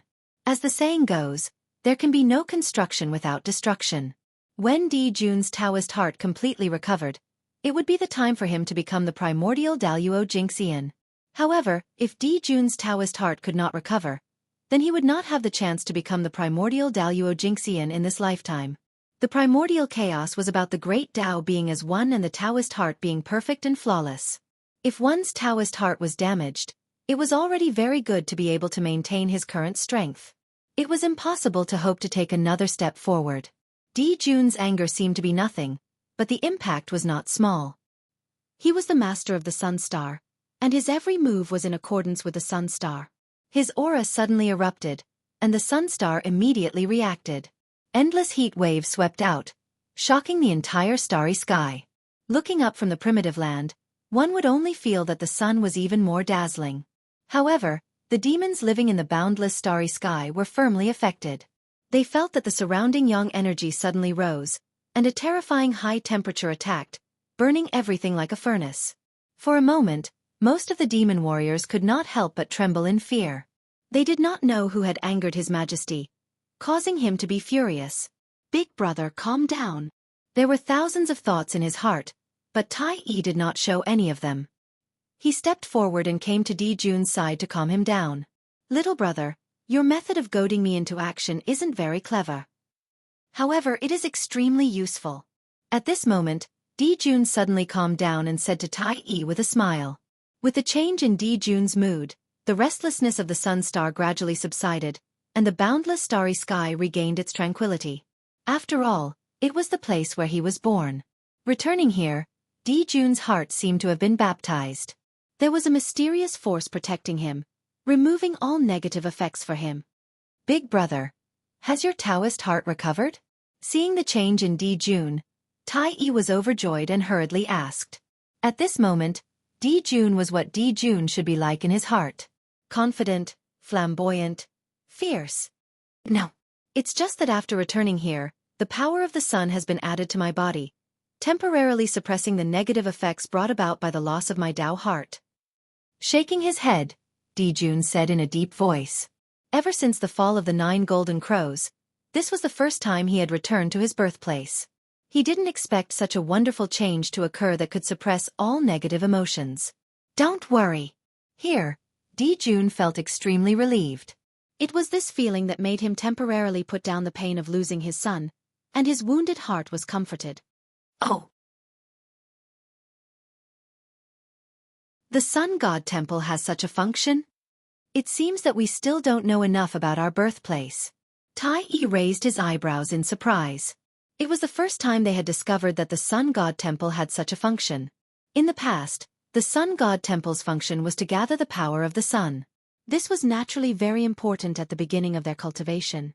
It could speed up their cultivation. However, after they became Daluo Jingxian, they no longer needed the spiritual energy of heaven and earth. The Sun God Temple's effect on them became negligible. Other than having some commemorative significance, it didn't have much value. However, the Sun Star was formed by Pangu's left eye. How could the Connate Temple that was born in it be so simple? Of course, there were endless mysteries. It was just that Di Jun, Tai Yi, and the others didn't discover it. Or rather, there was some unknown power that suppressed the magic of the Sun God Temple and prevented outsiders from discovering it. However, treasures wouldn't be covered in dust forever. There would eventually be a time when they would reveal themselves. Di Jun, Tai Yi's death was imminent. As their common mother, the Sun Star couldn't bear to see her child die. Driven by instinct, she activated the Sun God Temple and reproduced the power of this supreme treasure. The power of the Sun Star spread throughout the primordial world and the myriad worlds. How great was that? Even a saint couldn't compare to it. If she wanted to activate a supreme treasure, who could stop her? Even the power that suppressed the Sun God Hall was unable to contend against the might of the Sun Star. It dispersed in an instant. That was why Di Jun's Tao heart was awakened. There's no hurry to investigate the Sun God Temple. It's here anyway. Can it run away? The most important thing now is to break through to the primordial chaos Daluo Jingxian. Only by stepping into this realm can our demon race have the capital to defeat the Magi. Otherwise, who can compete with the Lady of Earth among the demon race? Thinking of the Lady of Earth, Di Jun couldn't help but feel a little heavy. She was a true saint. If she interfered in the battle between the Magi and the demons, there would be many variables in this battle. Although if Di Jun asked Nuwa to deal with the Lady of Earth using their relationship with the demons back then, Nuwa would definitely not refuse. However, it was not Di Jun's character to place his hopes on others. If his hopes were not on himself, it would always make him feel uneasy. Therefore, it was better to place his hopes on himself. In the end, people still had to rely on themselves. Breaking through to the primordial chaos was the only way Di Jun could think of to deal with the Lady of Earth with his own strength. The primordial chaos Daluo Jingxian was a realm that was comparable to a saint. Other than not being able to borrow the power of the heavenly Tao, there was almost no difference between him and a saint. This was the true capital to compete with a saint. That's right. Only by becoming the primordial chaos Daluo Jingxian can our demon race defeat the Magi. Nodding, Tai Yi said with a solemn expression. The shaman tribe was too blessed by the heavens. As a race formed from Pangu's bloodline, other than being tainted by the baleful aura of the heavens, they did not have any flaws. They could be said to be perfect. The demon race could not compare to them. It could be said that since the birth of the demon race, they had been suppressed by the Magi. Even if the demon race occupied Zhousing, occupied the heaven realm, and established the heavenly court, they only had the capital to compete with the Magi. They could not win the battle and were still at a disadvantage. Since the Sun God Temple can suppress the injuries on my Tao heart, I'll cultivate in seclusion here and strive to reach the primordial chaos Tao realm as soon as possible. With a thought, Di Jun made a decision. If he wanted to recover his Tao heart and break through to the primordial chaos Tao realm in the shortest time possible, he could only do it here. In other places, although Di Jun was confident that he could reach the primordial chaos Tao realm, it would take a long time. Now, the great battle between the Magi and the demon race was imminent. What the demon race lacked the most was time. Di Jun could not delay. Oh! Don't worry, big brother. Just cultivate in seclusion. I'm about to break through too. When the time comes, you and I will reach the Tao together. If word gets out, it will be a good story. It's just a pity that fellow Taoist Fuxi hasn't accumulated enough. He's still quite a distance away from becoming a primordial chaos Daluo Jingxian. I'm afraid he won't be able to break through before the battle between the Magi and the demon race. Seeing Di Jun like this, Tai Yi was naturally happy. However, when he thought of Fuxi, he felt that it was a pity. In terms of aptitude, they were all connate saints. Fuxi was not inferior to the two brothers. In terms of status, the three of them were all the three emperors of the demon race. The difference in status was not big. However, even so, Di Jun, Tai Yi, and Tai Yi were still a step away from reaching the primordial chaos Tao realm. As for Fuxi, he was still quite a distance away. He was far inferior to the two of them. The reason was because of the difference in birth. Di Jun and Tai Yi were born on the Sun Star. It could be said that they were born from the top of the primordial world. Even the three pure ones could not compare to them. The light of the sun shone on the primordial world, bringing endless vitality to the earth. This was an immeasurable amount of merit. Moreover, As long as the sun was not extinguished, the merit would not be cut off. As for Di Jun and Tai Yi, they were born to enjoy this merit. This was the real reason why they could become celestial emperors. If they wanted to become celestial emperors, they would need to be extremely lucky. Only an existence like the sun star, which was blessed by the entire primordial world, could support it.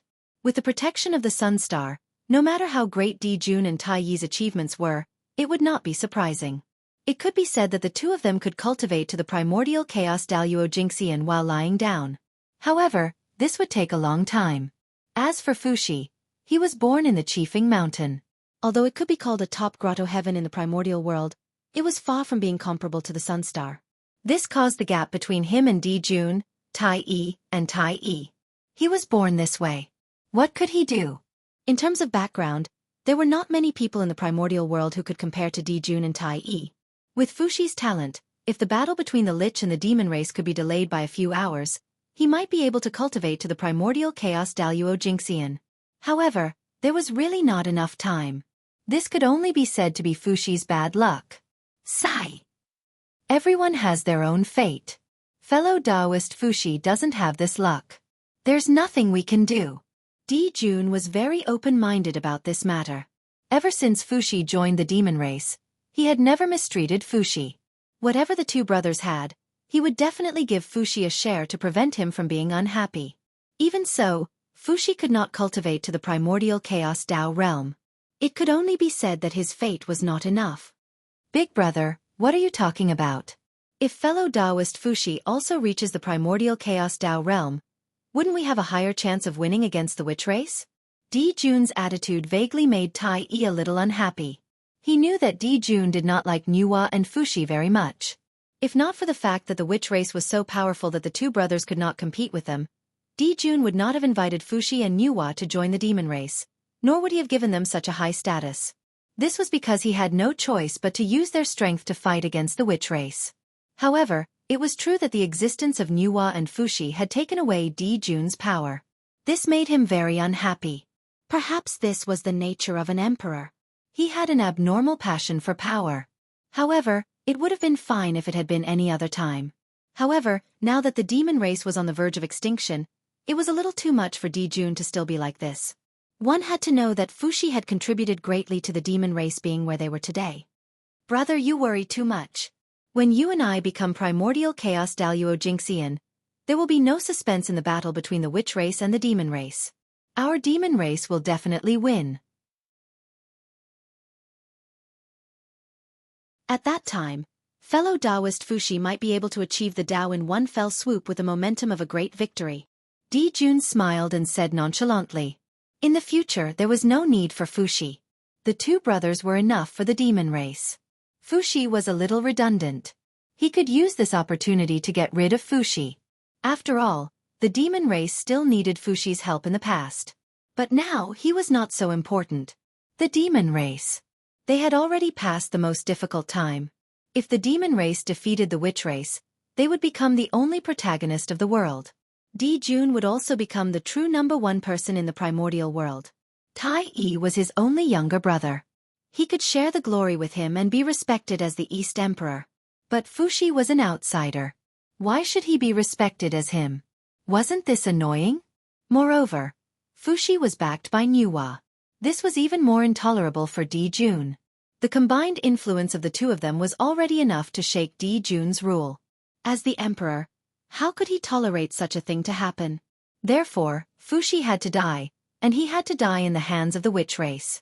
This way, he would be able to arouse Nuwa's anger and make her attack the witch race without caring about anything. Then, the demon race's chances of winning would undoubtedly be greater. Using his own death to achieve the hegemony of the demon race. How magnificent! How magnificent! This could also be considered Emperor Shi's final contribution to the demon race. Thinking of this, Di Jun glanced at Tai Yi and could not help but shake his head. This younger brother of his was still too sentimental. But if Fuxi did not die, the demon race would always have hidden dangers. Other than Fuxi's plan, Di Jun did not plan to tell Tai Yi or anyone else. Firstly, he knew that Tai Yi and Fuxi had a good relationship. If he told Tai Yi about this plan, he would definitely stop him. Secondly, Fuxi was a grandmaster of divination. If he secretly schemed against him, it would be fine if he thought about it. If he said it out loud, he would definitely sense it and create variables. Second brother, let's not talk about Fuxi. You, on the other hand, big brother, you should really apologize. If you weren't dragged down by me with your talent, it would be easy for you to reach the primordial chaos path realm. Surpassing the saint would only be a matter of time. Now that you are being suppressed by the saint, it is all my fault. Seeing that Tai Yi still wanted to say something, Di Jun hurriedly changed the topic. If they kept talking about Fuxi like this, it was very likely that they would be sensed by him. They had to be on guard. However, these words were indeed spoken by Di Jun from the bottom of his heart. Tai Yi Tai meant big. One meant one of Dao begets one. From this name, one could tell how extraordinary Tai Yi was.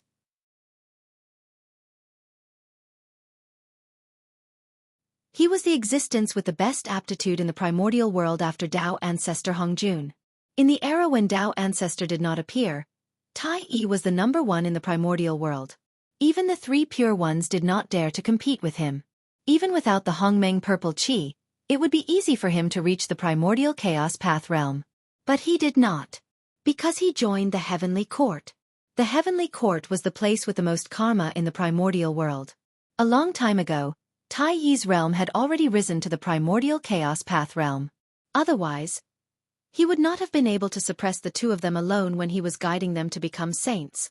However, due to the burden of the heavenly court, the karma on his body was entangled. He was unable to take the last half step and reach the realm that was comparable to saints. Only then was he surpassed by the 6 saints step by step. Di Jun was not wrong when he said that it was all his fault that Tai Yi could not reach the primordial chaos path realm. That was the truth. It was also what Di Jun felt guilty about.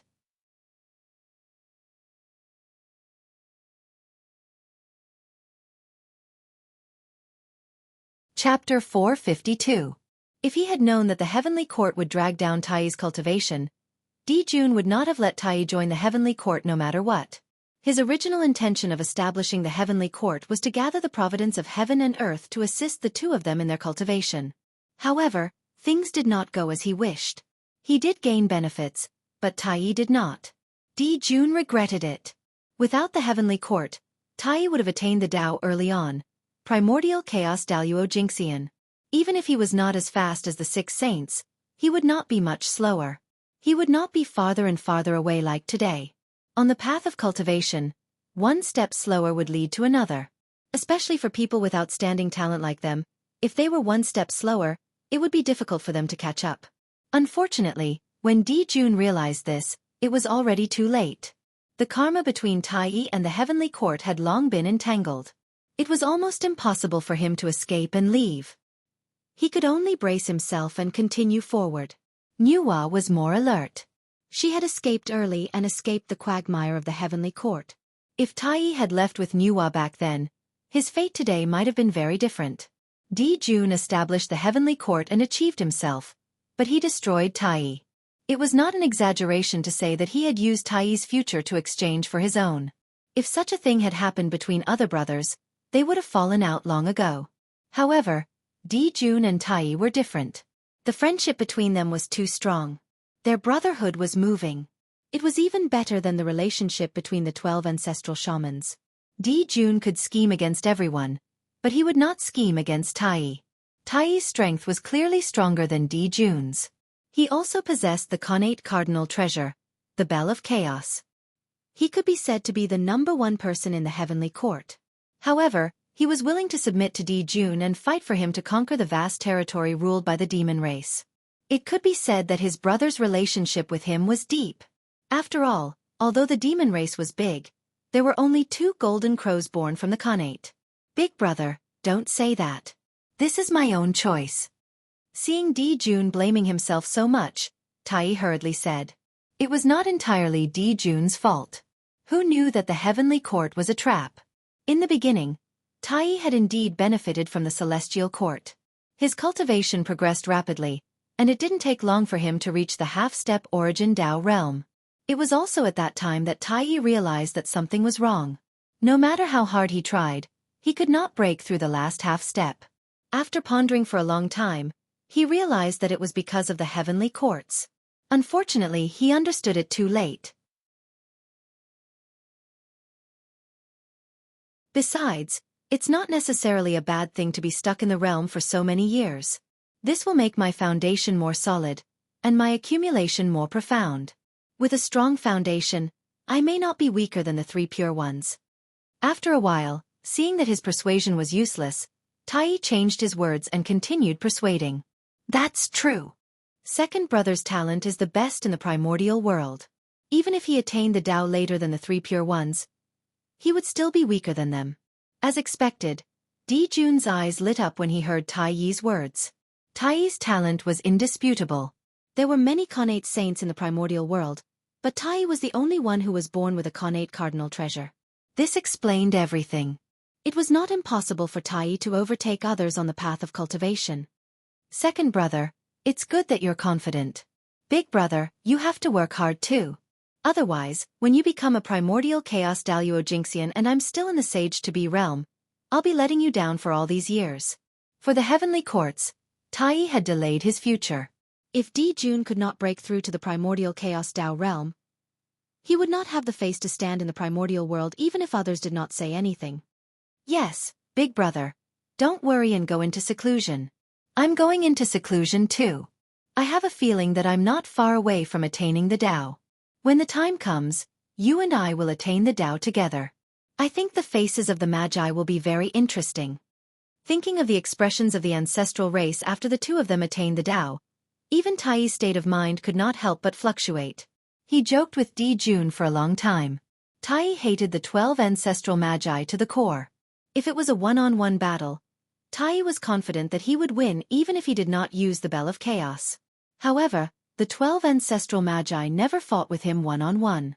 They always swarmed him and beat him until he had no temper. It was really sullen. Yes. When the time comes, we'll definitely teach the Magi a lesson. Tai's words touched Jun's heart. He nodded repeatedly. Yes. Tai will not disturb Big Brother's seclusion. I'll leave first. At this point, there was nothing to talk about. Only a breakthrough was the right thing to do. Therefore, Tai planned to go back into seclusion. However, before he left, he saw Jun frown and say, although I don't take the Zichen clan seriously, I can't let him have an easy time. Otherwise, won't the world think that the demon clan is easy to bully? If everyone is like him, wantonly provoking the demon clan without paying the price, then where is the dignity of the demon clan? Jun suddenly thought of Feng Zichen and planned to teach him a lesson to warn all living beings in the primordial world. That's right. If this person is not punished, the dignity of the demon clan will not be shown.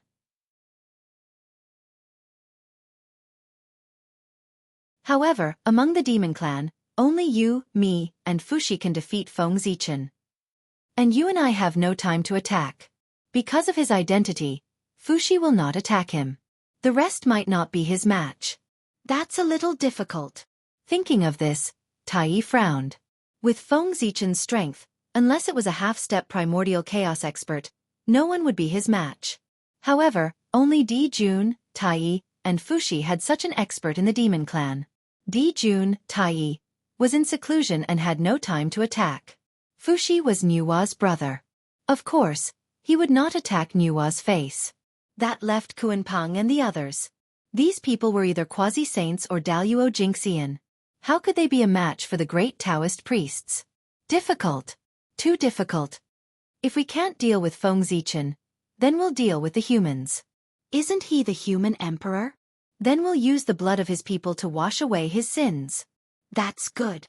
Everyone knows that this is the consequence of offending the demon clan. Jun sneered and said, Feng Zichen was not easy to deal with, but were the humans not easy to deal with? With the strength of the demon clan, the humans were at their mercy. That's not good. If we attack the humans rashly, I'm afraid it'll be difficult to explain to fellow Taoist Nuwa.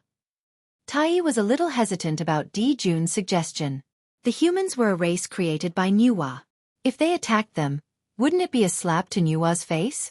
If the demon clan didn't have a good relationship with Nuwa, it would be fine if they offended her. However, Nuwa was an ally of the demon clan and their relationship was extremely close. Wouldn't this be pushing Nuwa out? Second brother, don't worry about fellow Taoist Nuwa. If she cared about the past, she wouldn't have let the Zichen clan get married at this juncture. Obviously, she wants to completely separate herself from the demon clan. Speaking of Nuwa, Jun's tone couldn't help but be a little angry. Feng Zichen was Nuwa's face in the primordial world. Nuwa must know that he was getting married. Perhaps she was supporting him behind the scenes.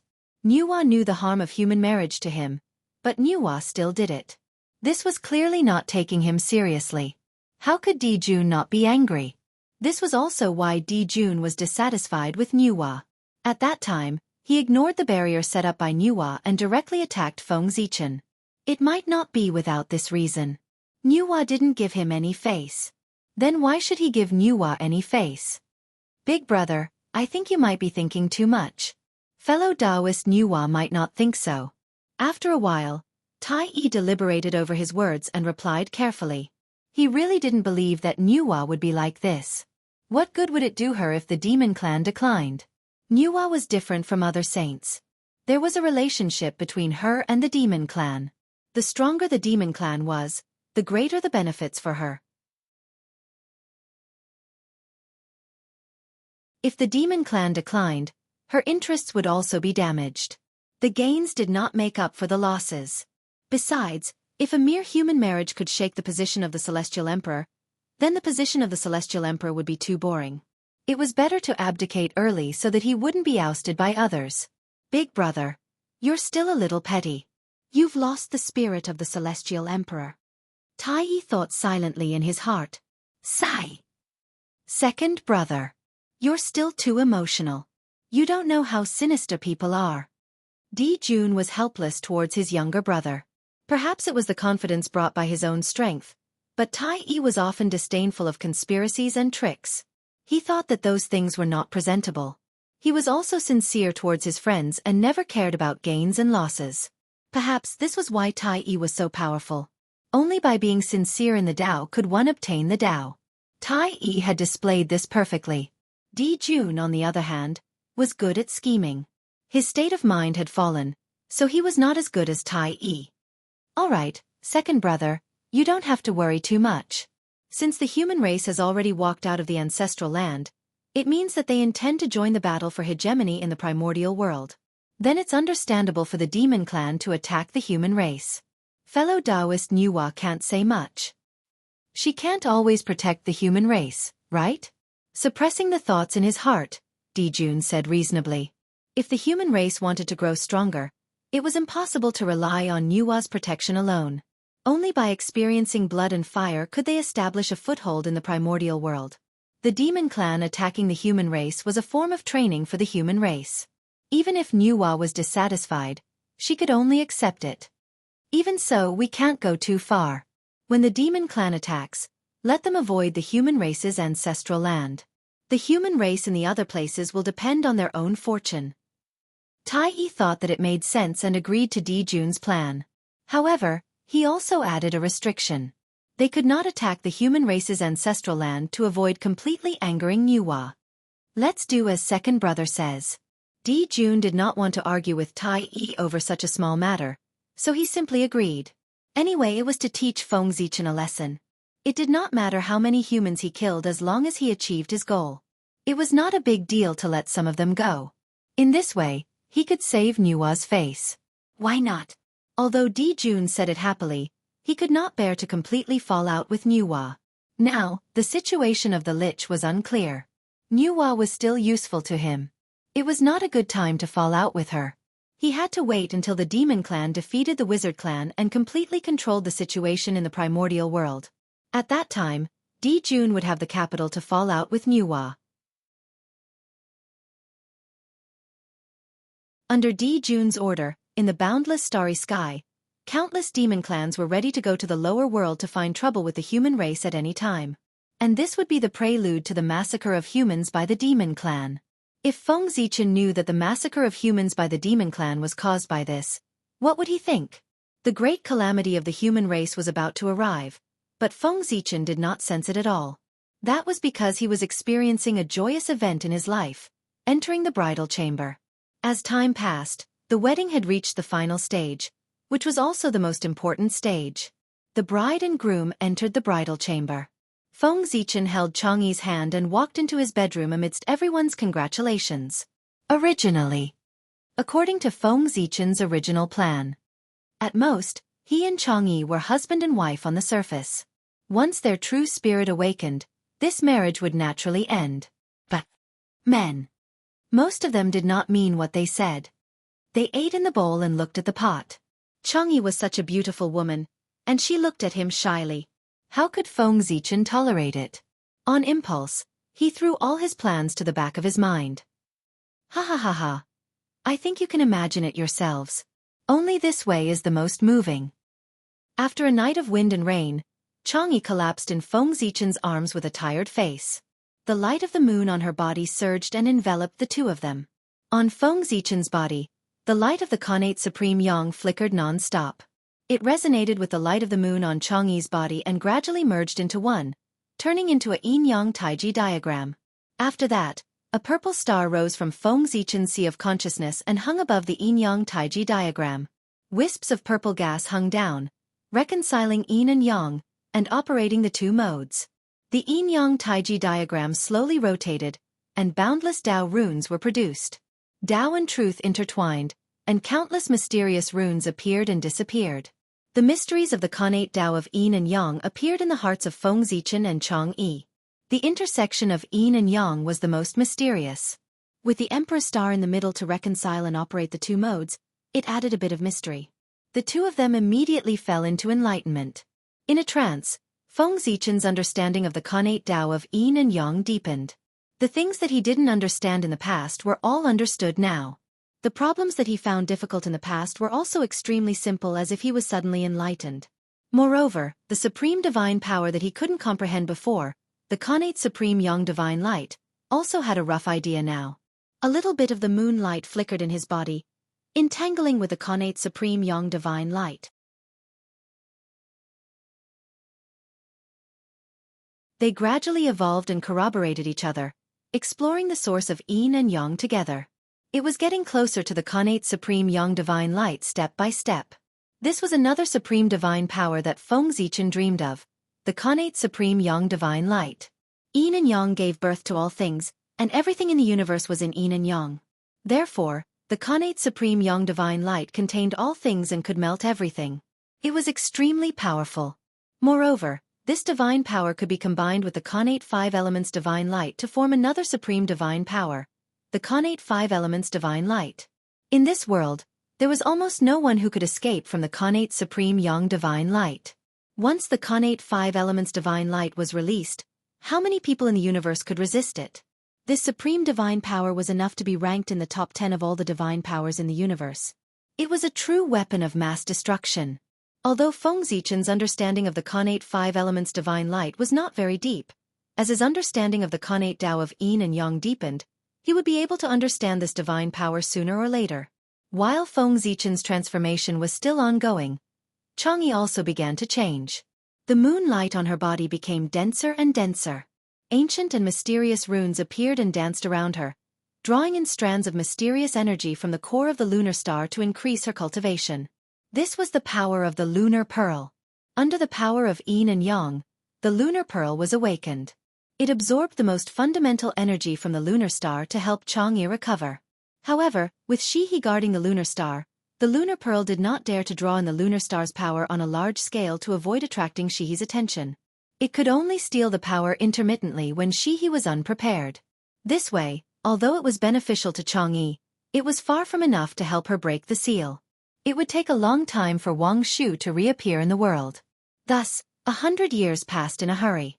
Feng Zichen and Changyi finally woke up from their enlightenment. The two looked at each other and smiled. They put on their clothes and walked out hand in hand. However, as soon as Feng Zichen walked out of his bedroom, he sensed that the fate of the human race seemed to be in danger. It suddenly trembled violently and appeared in the sky above the human Tao Imperial Court.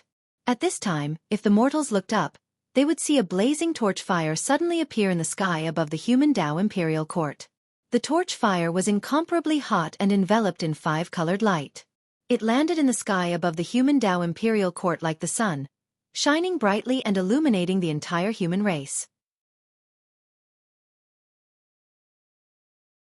Countless images of the human race appeared in the fire, playing out the history of the human race one after another. This was the history of the human race. Everything that had happened since the birth of the human race had been recorded by the fate of the human race. Around the fire and in the five-colored light, the images of the azure dragon, white tiger, vermilion bird, black tortoise, and Qilin appeared from time to time. They were the strongest allies of the human race. The five-colored light was a manifestation of the fates of the five connate races. They surrounded the torch fire, representing their strongest friendship with the human race. Look, our fates are connected and inseparable. We must advance and retreat together. That's the torch fire. It's the fates of the human race. Why did he suddenly appear? Did something happen to the human race? The young people might not recognize the origin of the torch fire, but many of the older generation had witnessed the birth of the human race's fate with their own eyes. How could they not recognize him? The fates of the human race wouldn't manifest for no reason. His appearance must be accompanied by a major event. And this major event, it could be good or bad. Everything was possible. For a time, the human race was in a state of panic. They didn't know what had happened. Some of the older generation went straight to the human emperor's palace, wanting to get an answer from the human emperor. However, before they could reach the palace, the torch fire suddenly moved. He grew bigger and bigger. In the blink of an eye, he had expanded by tens of thousands of times and was about to blot out the sky. Boom! Then, with a boom, a huge beam of light shot out of the torch fire and exploded in the air. It turned into tiny torch fire that fell into the human territory below. You're tuning in to the Wisdom Diary YouTube channel. Don't forget to subscribe and join us on this journey to catch the most captivating stories.